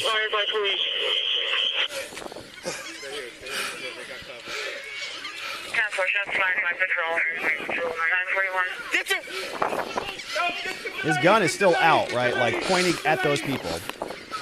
Until Officer Bethea, this is number 2. Okay, he picks up the gun. He puts the gun back down. And he realizes this guy is still pointing his gun at the cops. Okay, look at Officer Evans. He's still pointing his gun directly at that entire group. Until this is Officer Mayz and Officer Evans calm him down. They say, hey, they come over here. Holster that up, Evans. Holster. Put it away. Good? Here. Let me get this. Let it go. Let it go. Okay, let it go. Okay, now he takes his gun and he starts to... All right. So everybody else shows up on scene. See, bro. You good? All right, so that's it. Now, if you want to watch the rest of it, you know, they actually will take him through and they do a debrief interview, a post interview, and they wrap up with him. So that is the first guy on scene. Now, interesting. Here is a different angle of the same thing. This guy is Officer Bethea. Just turn around, brother. Now, he is second on scene. Okay, so maybe I will pause this one too. But here is Officer Evans. He's the first guy on scene, right? We just learned from him. We just watched his body camera. Now this is Officer Bethea, who comes second in line. Please turn around, please. Please. Yeah, listen, I'm here with you. I'm here with you. Just turn around for us. Just turn around for us, sir. Please. Please, stop. Please. Just turn around. Just stop. No, we don't want to shoot you. Stop. Please, we do not want to shoot you. We do not want to shoot you. Back up a little bit, brother. Back up. Sir, we do not want to shoot you. Let's get a good backdrop. Right here in this brick wall. Good backdrop. Okay, Matt. Sir, okay. Stop. Please, stop. Sir, stop. Get on the ground. Stop. Sir, stop it. Do not reach. Stop. You don't want to do this. Do not reach. Sir, just get down to the ground. Drop to your knees. Do not reach. Sir, do not reach. Just on the ground. Please. Sir, listen. It's not worth it. It's not. Just get down. Just drop to your knees. How far away do you think he is right there? Sir, please. How far away is that? No, please. We don't want to do it. We don't want to do that. We don't 15 want to yards? do that. Stop. 15 yards? Stop. Please. No. We don't want to do that. Okay, you going to drop the phone? Okay, now listen to him. No. Stop. No, please. Stop. Please. Stop. Okay, here. Good. That's a good spot. Hear him? He's giving him okays. Spot. Okay. Gotcha. That's a good spot. Okay, that's a good spot. Now watch. You're already close. I got his hands. Weapons in the right pocket. I got his hands. Weapon in the right pocket. Stop. There's the shooting.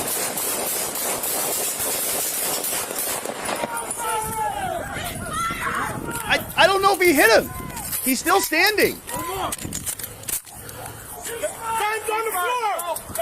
I think he missed him. The gun's on the floor. Don't reach. No, he's not reaching. Get on your stomach. Turn around. I'm moving up. He's okay. It's non-fatal. Okay, the rest of this video, he actually will walk up there a little bit. And so we're going to try to avoid some of the gore here. And yeah, this one doesn't have any real gore. He's okay. He just laid down there. Okay, so now he lowers it. Stop reaching. Stop. Good. Move up. I got you. Okay, so he's okay. He picks up the gun.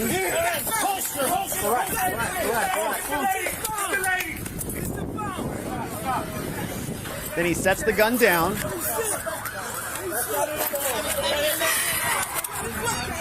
Now, did you see old Officer Evans over there? Fuck, dude. Did you see Officer Evans? Look at Officer Evans. I'm fine. Officer Evans, look at him. He still doesn't know what the heck just happened. Right? He's still just in total shock right there. And look, I've never been in a situation like this. I got a lot of empathy for him. I'm sure this was a traumatic day. I really sort of feel for him, right? He had to discharge his weapon and he's in a state of shock. You know, he's honestly in a state of shock right there. But you know, maybe he shouldn't be an officer, you know, also. Because look, you good, Evans? Holster up, Evans. Holster up. You're good. Look. Holster. You got to take it out of his hands. Let me get this. Let it go. Take it out.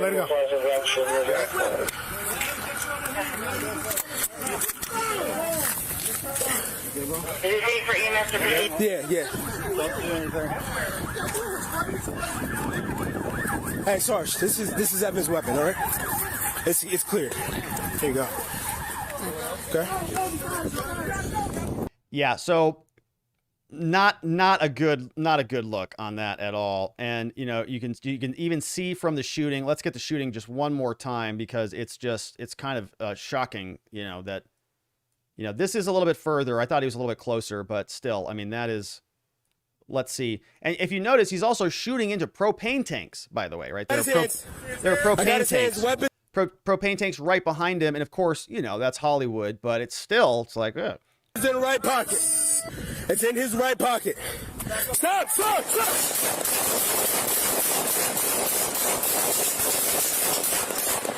The guy's like Neo from the Matrix. Dodging bullets. The gun's on the floor, Cat. The gun's on the floor. Not even a fatal shooting. Not even a big deal. You know, it's just like, oh, well, are you guys done shooting at me? Because I'll lay down now. I guess you guys are serious. I didn't think you were really serious now, but now that you're serious, and now that I have a bullet in my leg, we're gonna go ahead and lay down now. So here is now Evans. One more time, Evans is not looking so good.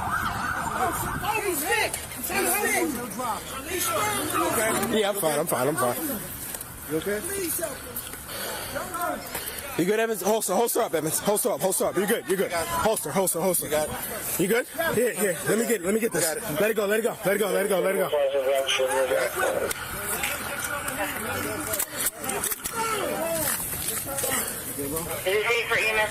Yeah.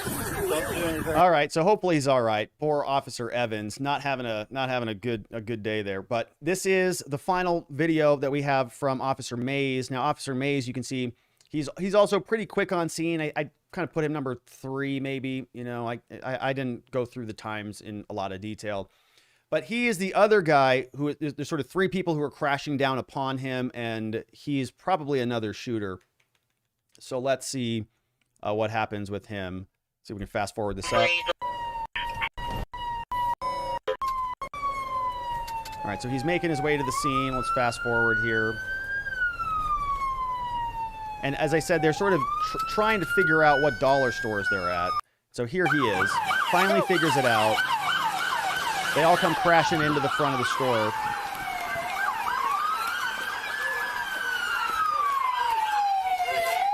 And he's going to have this sort of left flank. So remember, I talked about that senior officer. He's there. He's sort of behind this SUV here. And he's telling this gal, he's like, get out of here. And so she runs across the street, and he just sort of is you know, sort of orchestrating the scene. Up here, those are Officers Evans and Bethea. Those are the first 2 guys who are on the scene. So this is Officer Mayz, who crashes in third.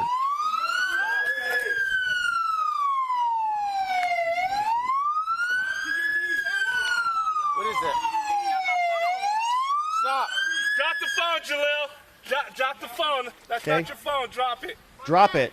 So that senior officer is saying, drop the phone, Jalil. He knows who he is, too. What's on his right?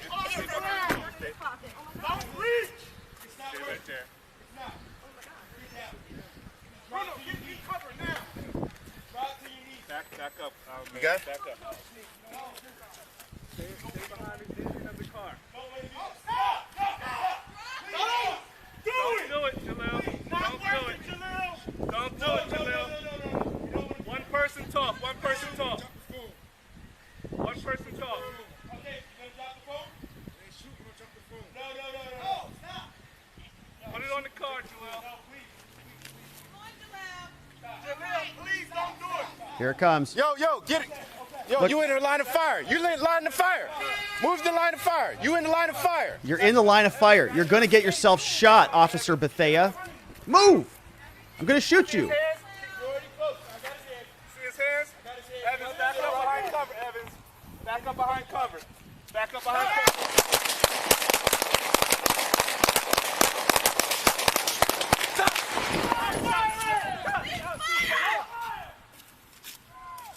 He's okay. Don't worry. No, it's no problem. Yeah, he's all good. I mean, guns on the floor. He probably missed too. Yeah, I see a comment. Someone shot the grass. Yeah, I saw that, right? Didn't you see that? Watch the grass pop up. Watch this grass here, right there. See that? See that? Somebody shot the grass right there. Watch this area. Back up behind cover. Back up behind cover. And the curb. Somebody shot the curb too. 2 times in the grass. All right, so, well, there you go, my friends. Now, as I mentioned, okay, there's a lot more there. You could really spend a lot of time on these videos. But they ended up charging Mr. Jalial Whitted with several different violations. And they are weapons charges. And he fired at least 1 round inside the store, according to them. So he's awaiting a detention hearing. And, yeah, they're going to investigate the shooting to see what went wrong, if anything. But now, my friends, we'll have to continue to follow. But that is Jalial Whitted. That is the shooting out of New Jersey. The prosecutors released the body cam footage, and a lot to learn, I think, from that one. A lot you can unpack. You know, fortunately, honestly, many of these stories don't turn out this way. They result in a dead person. And, you know, this one didn't. So very grateful and thankful for that. And hopefully everybody learned a little something from this experience, right? All right. And so that, my friends, is it for the segments on the day. And that means it is time to hear from you, my friends. Super chats and our friends over at watchingthewatchers.locals.com. And so let's see what has come in the house. Well, that one just came in. Magdalene F. super chatted. Thank you, Magdalene. No question on that one, but I appreciate it, Magdalene. Thank you very much. I forgot to mention that Paul Minot is very generous today. Paul Minot sent in some, or donoed some memberships on YouTube. So thank you to Paul Minot for that one. John Murray became a member, and It's Ed became a member, which is very grateful for Joe and Ed. They're going to be here, and they're going to get our morning walk and talks. And I've got some other things cooking as well, but I don't know that it's going to be member. We'll figure it out. But welcome to the club. Welcome to the community. It's Ed says, hey, Rob, I agree that we need justice reform, but Thomas Sowell has enough metrics to show harder policing reduces crime in heavy crime areas. Where is the middle ground? It's a great question. And that was, from It's Ed. It's a good question, Ed. I mean, I think that it requires probably a little bit more of a granular and individualized approach. I think that if you say that all crimes need to be heavily punished, I think that it's going to be overbroad. And if you only say that, like repeat offenders should be punished and held in custody, it's going to be underbroad. And so there's a constant, dialogue about where this all settles. I think that there's probably a happier medium between, like, my own personal perspective on this. Drug crimes, nonviolent offenses are the types of offenses that we should really, really emphasize restoration, rehabilitation, right? In a way that is not just throwing money at the problems, right? Because that's what our current government does. Go take a DUI class and people sit there and they drool all over themselves for 8 hours and they learn nothing about their addiction or what caused them to be, an alcoholic or to get a drug or alcohol crime. So that's my perspective, right? For those types of crimes, I think, I'm not a big fan of stuff that is overly punitive. I have a difficult time believing, because I've been, a bad alcoholic, that more punishment would have accelerated my, rehabilitation. Now, that being said, I mean, honestly, I have heard from people who've got 1 DUI, 1 day in jail. They're like, I'll never touch alcohol again. And there are those people, and the justice system does work to those people. But there are other systems like, for example, Joe Biden, right? He had the 3 strikes law, and we have that in Arizona. 3 strikes, 3 drug offenses, you're sort of in prison territory. And, that is not like somebody getting 3 different drug charges back to back because they're, give them 3, you go free, give them 3 other people and you go free, trying to incentivize drug dealers to commit drug crimes and get people sort of caught up in this vicious cycle. Right? That is not justice. And I don't like how our system sort of incentivizes people to become career criminals rather than restore them to sanity. versus, right, being overly, punitive on violent offenders and people who do things that are sort of intentionally criminal, which is a tiny, tiny sliver of people. Okay, I mean that, right? We've represented thousands of people at our law firm. I started our law firm with my business partner in 2014. We've represented thousands of people. The absolute vast majority, extremely good people who have no intention of being career criminals. They got caught up in a bad situation and they need some help through it. That's it. But oftentimes those people get so heavily punished by an uncaring, unconcerned justice system that it wrecks their lives. And I've seen it. It's a horrific thing. I've seen people take their lives because of what's happening in the justice system. And what I have found, I think, is systems where there is a lot of heavy structure that takes away a lot of the humanity from the process is what I'd like to get away from for certain categories of crimes. And so this is a very long, honestly, Ed, we could talk about this for 6 hours. I have a lot to say on it, but it is a conversation, right? Part of the reason I started this show is to have this conversation, is to continue to talk about the ebbs and flows. Where do these boundaries live? What's appropriate? What should we expect from police? What should we expect from prosecutors and judges and politicians? And unpack it, because it's not clear. And this has been a debate that's been going on since the birth of man and women and whatever pronouns you want to use today. It is very, it is very sort of essential to the human experience. What is justice? When must a person and their free God-given liberty be limited because they have violated the natural order, because they violated justice? I mean, this is biblical, baby. We're not going to solve it today, but it's a great question. Joe Murray says, wouldn't it be wonderful for states' attorneys general to file some form of declaratory judgment action or a writ of mandamus to compel the president and Mayorkas to enforce the immigration laws? If only. Yeah. So there is. So yes, I think Joe's being facetious here, right? There's sort of a lot of immigration issues happening here. And there's been this litany of cases. Is that out of Texas, Joe? I don't think I have that on my case list, but yeah, remember there were appeals, rescinding, and then reimposing, and then challenging, and then dropping it, and then back and forth, and around we go, right? There are mechanisms in place to enforce immigration policies in this country, but the current administration doesn't seem all that inclined to solve the problem. And quite frankly, most Republican administrations aren't either.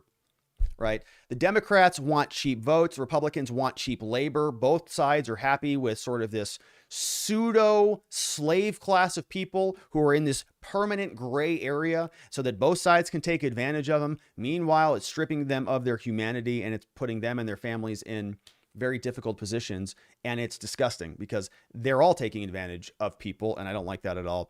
Thank you, Joe Murray, for that one. John McGarvey says crowdfund bus tickets to DC.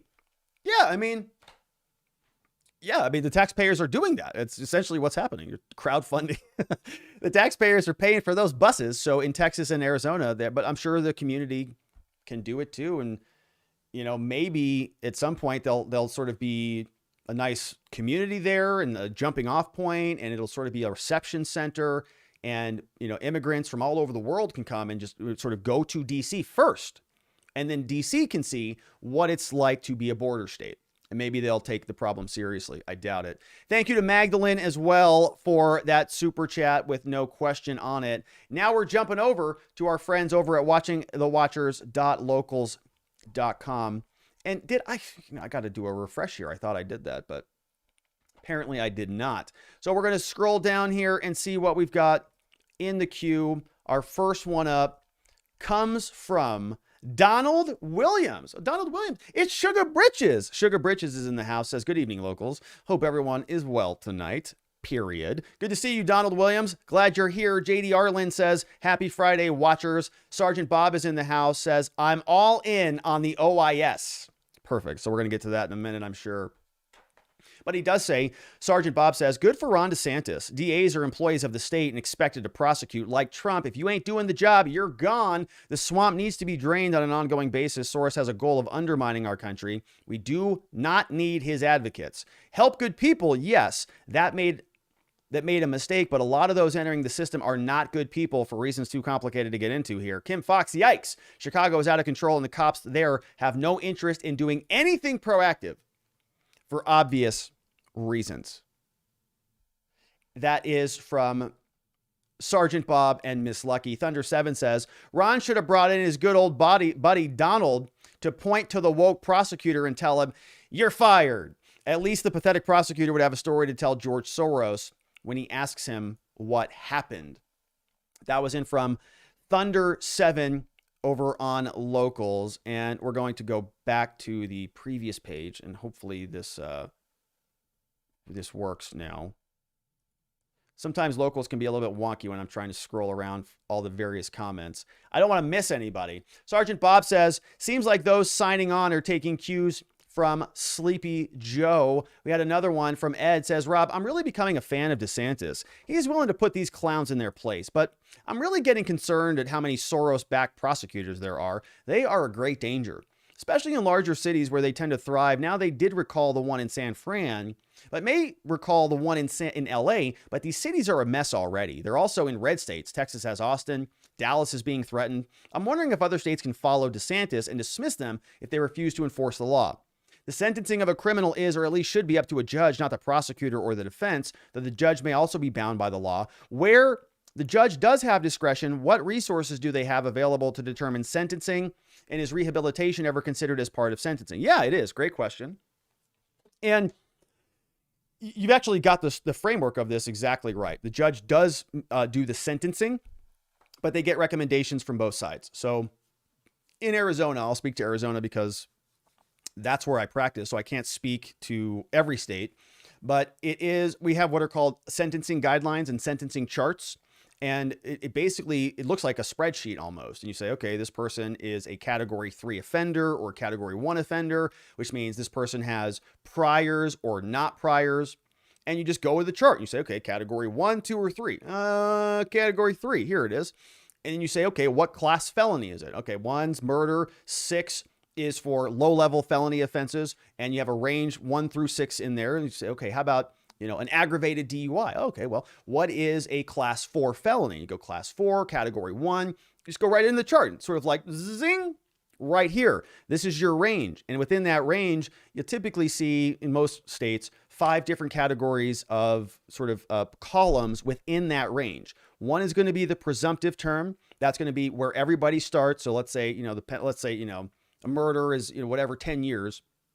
As an example, you could say, we're going to aggravate this. So the government's going to say he should get like the max. The presumptive is the starting point, max it all the way up to 20 plus, whatever. The defense is going to say, well, we want to minimize it. We're going to mitigate it all the way down to 5, right? And so you start at the middle and it's sort of like a negotiated battle. The judge is ultimately going to take a pre-sentence report from typically a probation department. They're going to make their recommendation. The judge is going to have 3 recommendations and make a decision. But yeah, mitigation is important. Some judges care. Some judges don't care about it at all. And if other states have a similar structure to Florida where they can impeach, or if there's no impeachment mechanism, if they can suspend them, then yeah, I would suspect that they can do exactly what DeSantis did. We'll see what the courts say about it, but I think he's got a basis. They would have a basis for it. Sergeant Bob says Portland is a good example of a DA not enforcing what they should. People will not even go downtown to Portland at night. Too scary. Police are way understaffed. Was not that way when I was there. So glad to be retired and in the great state of Arizona. We're glad to have you here, Sergeant Bob. It's better with Sergeant Bob and Miss Lucky here. Thunder 7 says, Rob, with all due respect, these lunatics pushing children to medically change their gender are serving a satanic agenda. It's evil. I got to be careful with this. I think YouTube is banning people for this type of stuff. Let me read this here. Yeah, talking about mental illness. I literally think YouTube is banning people for talking about this stuff right now. So I'm just exercising a little caution here. Yeah, it says a child cannot even have a tattoo until they're 17 or whatever. Yet the Biden administration is pushing them to make a huge decision that will affect them for the rest of their lives. Really sad, very sick. Yeah. I saw a headline and a story from some individual who said that somebody had basically a double mastectomy after 2 hours of counseling. Said, yeah, no, I'd like to transition. They said, perfect. Well, we've got a surgeon in the next room right now, ready to go. And he's like, shink, shink, shink, shink. Let's do this. Vientica says, hello from Connecticut. What's up, V? What are you doing there? I see there's been a thing or two in my absence. Geez, I can't leave you people alone for a minute, can I? He says. He says, this whole thing with the prosecutor is good and all, but I'm going to go to step back on my soapbox for a second. Remember, this whole thing we're going through is about creating teams and fomenting a divide. Beware, everyone, of subconsciously referring to people by their teams, thereby supporting the divide, instead of referring to people by principles and actions. I know I can be guilty of this too at times, so I'm not omitting myself from this, but we must emphasize a victory of principles, not teams like sports. People can get behind whatever and apply to everyone a lot easier than a faction of war. People can get behind ideas that apply to everyone a lot easier than a faction of war. Yeah, there's a lot of this is an astute observation, Vientikis, and I've seen yes, there was another comment that I'm thinking of. Yeah, joining a team can backfire if you put everything all in behind a team and it doesn't work out. Well, you got to sort of not keep all your eggs in one basket. But that's not really what V's talking about. He's talking about associating with teams and how that can sometimes become all-consuming. Good comment, V. Rational Gaze is here. He says, civilian with autism takes on active shooter at the mall, hits him 8 times from 40 yards away. Police, gosh, I know that story was crazy. Police take on a crazy man at the dollar store, miss him dozens of times from 15 feet away. It was about, it was not far. It was a little, I think more than 25 feet. It's not much more, Rational Gaze. It's true. 5 of them. There were 5 cops that shot at that guy. We only looked at 3 just for the sake of time. Here, it's Jake from Oxford. Oh gosh, Jake's here. Yay, Jake's here from Oxford. I can't wait to get lectured. What's he going to say here? Oh, he starts off with the eye roll emoji. This is going to be great. He says, "Hello, Rob." Great. I'm sure you're all proud of yourself over that event in which the people of Arizona, turned in Mark Paper to represent their choice of a leader. I think he's referencing Carrie Lake. She won here in Arizona. He says, this was a few days ago, so it's considered a past election on YouTube. We've got to be careful on how we speak about it. It's true. He said, anyways, Jake is from Oxford, which is you may not have even heard of it. That's how elite it is. I had to learn about it from somebody who went to Harvard, educated me about Oxford because I was too stupid to know about Oxford. So Jake says, anyways, it's pretty convenient that you were up on the mountains 10,000 miles away from civilization and no one could verify your whereabouts while there were issues in Arizona. How did you get into the mountains? You drive a Subaru? You have 24/7 stickers on the back window of said Subaru. Did you bring your own hand churning espresso maker? No, I think not. So you are not a real mountain man. Pete and I go camping once a month in the rugged outdoors. I think he's talking about Buttigieg here. They're pals. I think he went to Oxford or Harvard or Yale or one of those dumps. He said, I make my servant Dave carry all of our luggage to the camping spot and set up the tent 3 days before we depart. He stays out there and he gathers fresh berries for us to eat. You saw a bear? I have slept on a bear rug. You said your father, I believe it was still out there and saw a bald eagle. Okay, settle down, you ultra supremacists. That is the literal emblem the FBI is after. It's true. We talked about that yesterday. He said, anyways, enjoy the victory for now, even if it was set up and staged. So he's saying the Arizona election. Well, I'm not going to say it. Jake Sullivan said it himself, and I don't want to get ourselves in trouble here. But, he goes out there with old Pete Buttigieg, and they do a little, Brokeback Mountain out there in the hills of Wyoming while they have their butler, Pierre, set up their tent to make sure it's nice and heated and cozy before they rest their little tuchus right in there and nestle up close around a campfire. All right, so that is Jake from, it's Oxford. It's Jake from, where's he from? Oxford. Miss Lucky says, all right, hey, Muriel, our great state of Arizona is just sharing the tasks of giving illegals opportunity. Maybe there are jobs with the Capitol Police. My bad. From Sergeant Bob.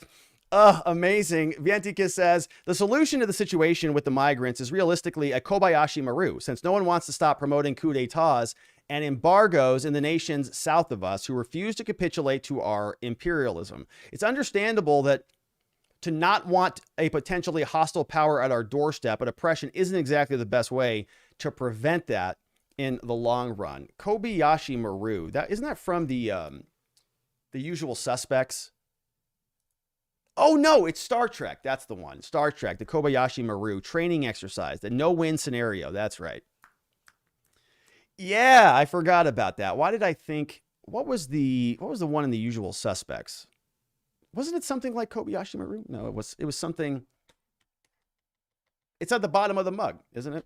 Yeah. All right. So interesting. Another good comment there. That was over from Vientikis. Kobayashi Maru, no-win situation. Yeah. Here's one from Miss Lucky and Sergeant Bobby says, I bet Sleepy Joe could set up a lot of tents and services at his Delaware property, and Dr. Jill, quotes, could offer them counseling.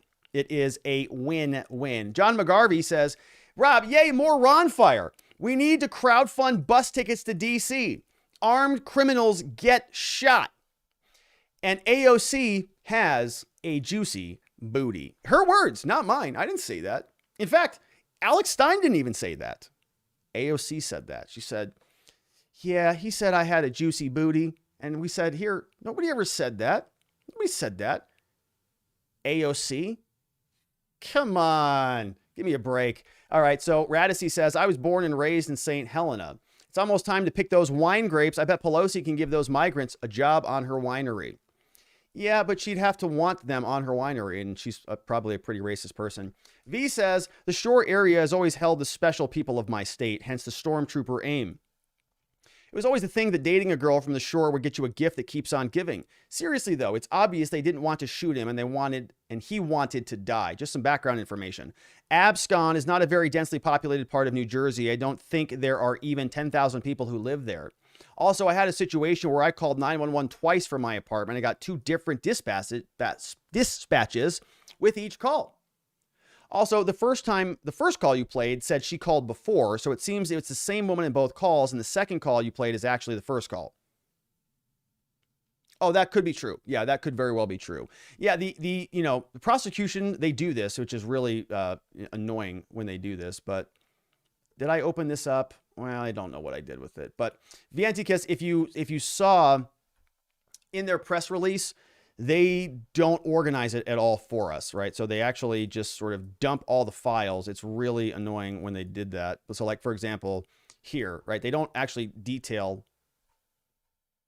Anyways, you get the point what I'm talking about. I don't know which one came first in time, and they don't have anything documented on the videos themselves. So that very well could be true. Sergeant Bob says, when I was a Portland sergeant, we had a black guy doing a lot of drugs that would act out at trash convenience stores in the middle of the night. When sober, he was not a bad guy. I lived with his mom. I authorized one of my officers to transport the guy to the mental health clinic on a day shift. This way, the guy had no excuse, lost track of it.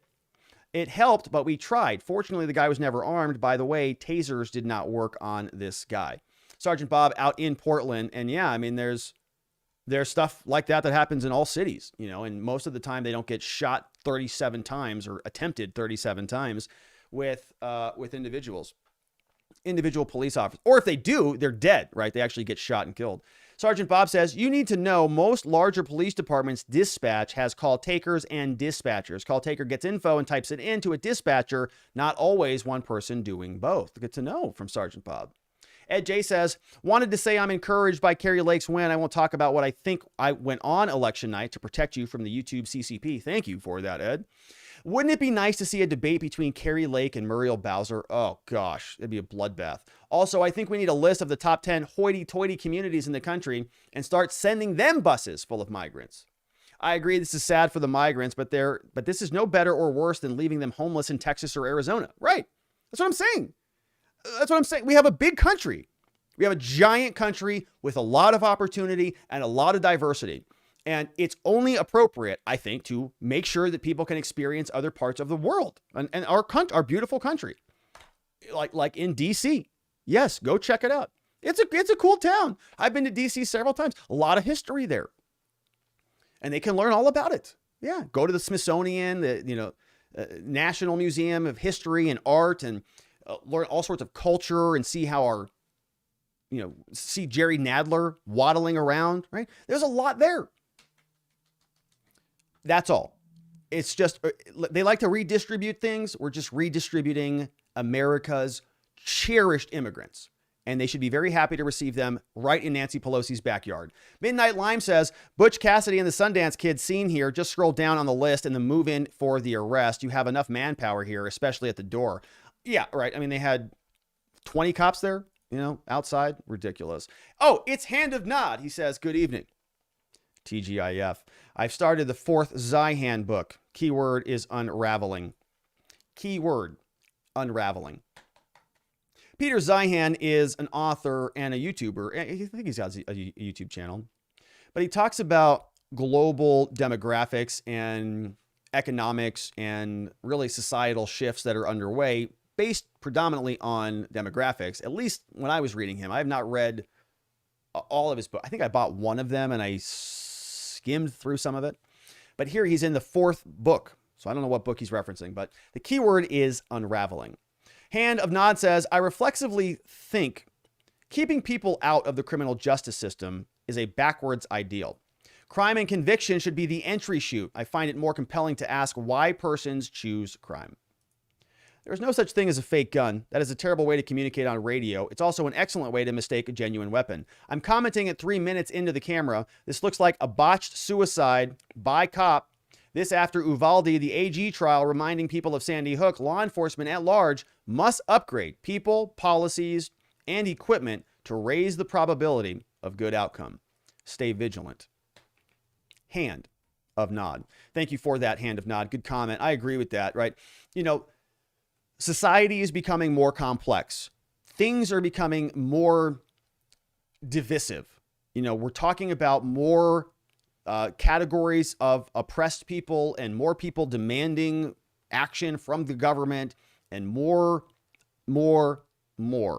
And as society becomes more complex, the societal institutions have to respond, right? It's not going to be the same way that it may have been in the 1950s, where you have the neighborhood cop who is just going around and he knows everybody in the town and there's no crime, right? It's a lot more complicated now. We can't even, police, for example, they can't even identify a person. They used to be able to say, white male on foot.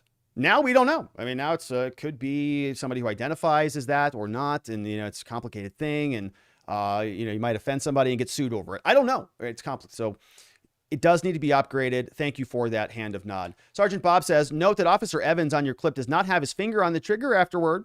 But oh gosh, all the cops are in his sights. Bad. Cop gave a lot of good commands. Wonder what kinds of firearms training the cops get there. Heather says, not enough. Doesn't matter what they get. Not enough.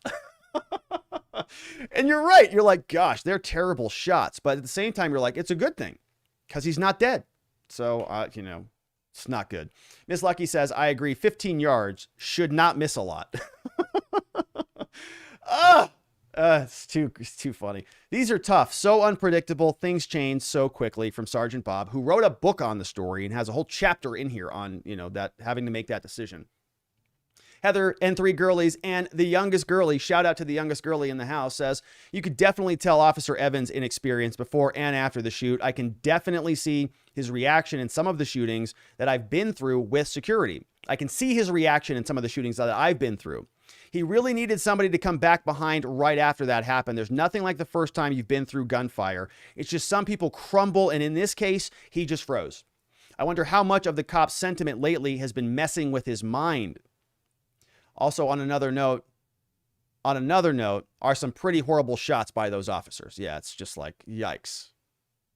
5 cops. I think, I don't know. We don't know what the damage was on him, but I mean, he's sort of rolling around on the ground and he's just kind of, hey, all right, put your hand. Okay, I'll put my hand. Put your phone. Okay. So, all right. Happy old cat lady says, suicide by cop. I feel for everyone, but I'm guessing Officer Adams will quit, much like the officer did after pulling her gun instead of her taser. Yeah.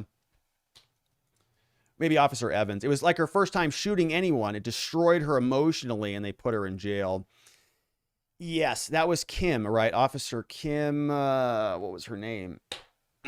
Yeah, she took a plea, I think, right? Here's another one from Thunder 7. Nut says, nothing went wrong in the shooting. It wasn't very easy to hit the target since he was standing in front of the car. His gun was real, the threat was real, and it's a miracle he didn't get killed even though he wanted suicide by cop. One of the police officers went into total shock. Just shows they are human and not these cold-blooded killers that many cop haters claim they are. That man needs to thank God that the officers were far away and they missed him. That is true. And I think you've got an age-restricted video here. Let me see what this one is.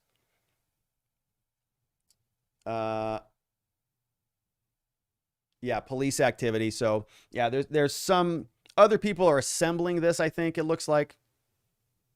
Okay, no, so yeah, so they just put all the body cam, or actually, no, like they put some of the same things. Hey, they put the same things together that I put together. Officer 1, Officer 2. We had Officer 3. There are actually 4, actually, I think 8 total body camera videos. So there's a lot to unpack, but I sort of watched all of them and then picked what I thought would be the most interesting. Rick's sick of BS says they all need to go practice at the range, just crazy shooting. Maybe some scenario training with paintballs would be helpful. Not sure there was much aiming with the sights. No, they were shooting in the grass and in the curb. Bullets were flying all over the place. 3 Girlies is in the house, says, hey, youngest girlie says hi. Shout out to the youngest girlie. Happy Friday to the Girlies household. Hope you gals have some amazing plans over the weekend and you're getting out and having some fun. We have the usual suspects was verbal Kint, but it wasn't it Kobayashi? What was the usual suspects? Usual suspects. What was the name? There was a name there.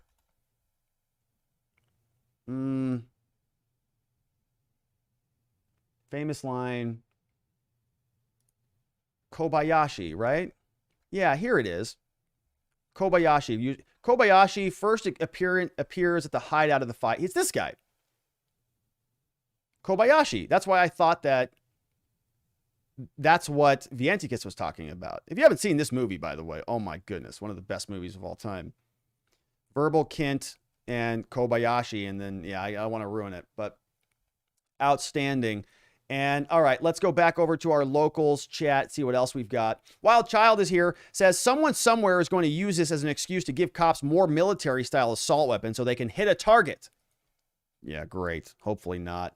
Wild Type Mind says, having graduated from the 28th grade, if I've learned only one thing, it is this. People who went to Oxford are to be trusted carefully at best.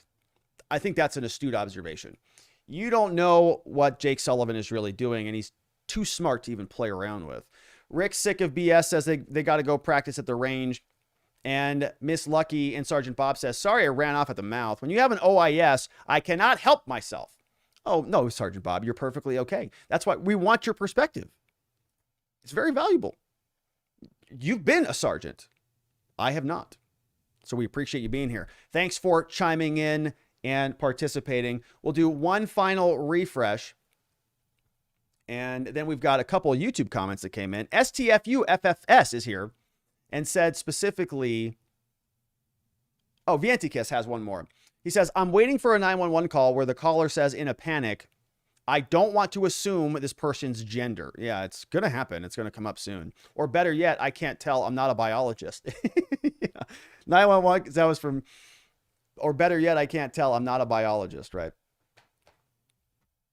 Sir, can you describe the person? Is it a man or woman? I don't know. He has a gun. It has a gun. They have a gun. I'm not a biologist. I mean, what do you think? I'm a biologist here? Just send the police. I can't answer that. We have a couple from YouTube. STFU came in and he said, I played the shoot at 1/4 speed. I counted 42 plus or minus 4 shots. Well, that's actually less than I thought, right? So, okay. So 5 officers firing. That means they probably all emptied their entire mag with maybe a couple left. So 5, right, times, what do they got? So they have some left in their mags. Let's say they fired 48, right, divided by 5. What's that, like 8 or 9 apiece? Yeah, so probably a couple left in there still. It's Ed says, don't forget to like and share. Thank you, It's Ed. And don't forget to like or share. It's his request. We have to honor it. We must honor Ed's request. Please like and share. Eddie Oliver says, Rob, I'm going to be in dinner this week. You down for lunch or dinner? I don't know, Eddie. Send me an email, or you have my text. Send me a text. Let me know. If you're in the downtown area, it's more likely. But if it depends on the time and the location is what it depends on. Send me a text, Eddie. You know where to find me, Eddie. Thank you for the super chat, though. STFU FSS says, third video, much better audio, 41 plus or minus 3 at 1/2 speed. Dang, man. Are you an audio engineer? STFU FFS says, if you have to shoot someone, you know it's worse. If you have to shoot someone, you know it's worse. I don't look, I don't envy that position. I don't want to be in that position. I don't, I have empathy for people who are in that position. It's just instructive when we can really unpack all of that and ask ourselves, what the heck is going on here? Because it wasn't really the performance of the century as far as I could tell, but some people disagree with that. And I can respect that.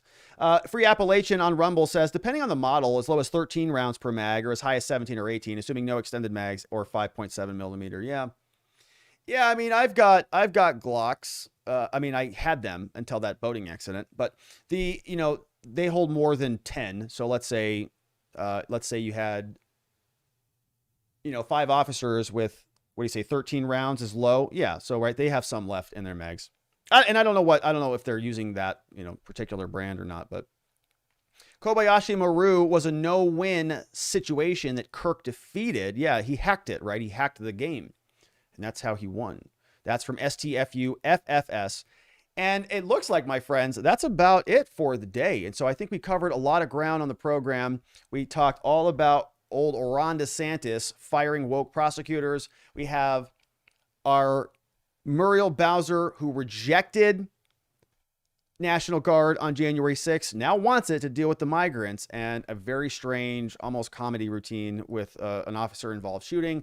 It didn't result in any deaths, which is good news. We're happy for that. But it was a lot of ground, and I appreciate you all being a part of the program. Our community over at watchingthewatchers.locals.com is a ton of fun. Shout outs to Bonita Dad, who's in the house. JC the Music Man also. I think Bonita Dad is a new one. Welcome over, Bonita Dad. Haven't seen you before. Zach Nichols is here, along with Bonnie Speck. Savvy Sue is here. John McGarvey and others. And we do our morning walk and talks and, post some other additional content there that sort of carries on after the show. And I do post those over the weekend, and sometimes not on Sundays. I take a little bit of a break, but it is a good place to connect, and other people are posting content that I actually pull from, right? I get a lot of my ideas from there. So come on over and join us. We also have the join button right next to the subscribe button. So if you're not already a subscriber, I would really appreciate it if you did hit that red button. It really helps the channel grow, and YouTube recommends our content. So thank you for subscribing. I am a lawyer at the R&R Law Group. We're in Scottsdale, Arizona. We help good people charged with crimes, any type of crime. It can be something minor like a misdemeanor or traffic violation, all the way up to some major felonies. And we're working on some pretty serious cases, helping people get safety, clarity, and hope in their cases and beyond that in their lives. Free case evaluations at 480-787-0394. And I'm extremely grateful for your referrals. They do keep us busy, and they keep us living our mission, right? This is what we wake up. We're dedicated to helping and being of service, and your referrals give us an opportunity. If they don't want to work with us, no problem. But at least we get the shot to see if we can help them find that safety and that clarity and that hope. Shout out to the mods who modded down the fort for us to keep things nice and orderly in there. Big shout outs to Vianticus Prime. K Bean was in the house today. I think I saw Lean earlier today. I definitely saw Playing Hooky in the house. And I want to make sure I'm not missing anybody, but shout out to our mods who really make sure that the chat is nice and tidy. We appreciate you. And to our Spotlight supporters who donate a little bit extra to the work that we do and get some valuable real estate, some screen real estate at the end of every show. It's like memorializing in the history of digital records. These names, it's going to be permanently encoded in this video. Q Simple, our friend John at qsimple.com. Chris Romero, check him out. Thank you to Chris. There's really no link there. But David B3 and Dr. EMB are also Spotlight supporter members on YouTube, and we are grateful for their support. And if you'd like something like a little screen real estate here to promote something that you're working on, or just to show your love of the show, I certainly appreciate it. But that, my friends, is it for us for the day and for the week. We're going to leave it right there. I want to thank you for being a part of the show. We'll have a morning walk and talk, or sometime walk and talk for members tomorrow. But otherwise, that's it for us for the week. We're going to leave it right there. I hope you have a tremendous weekend. I hope you get outside, do something a little different. I don't know what it is. Is there a lake or a mountain by you? Is there a trail or a path that you haven't journeyed on? It might be calling your name, whatever it is. And so I'd encourage you to get out to unplug from politics, connect with friends, connect with family members, make sure that we're getting a little bit of rejuvenation and restoration because my golly, we're going to be back here again next week to do this all again. We've got to be rocking and ready to go. We're going to do it. I look forward to seeing you then. Have a tremendous weekend, my friends. Be very well. I'll see you all soon. Bye-bye.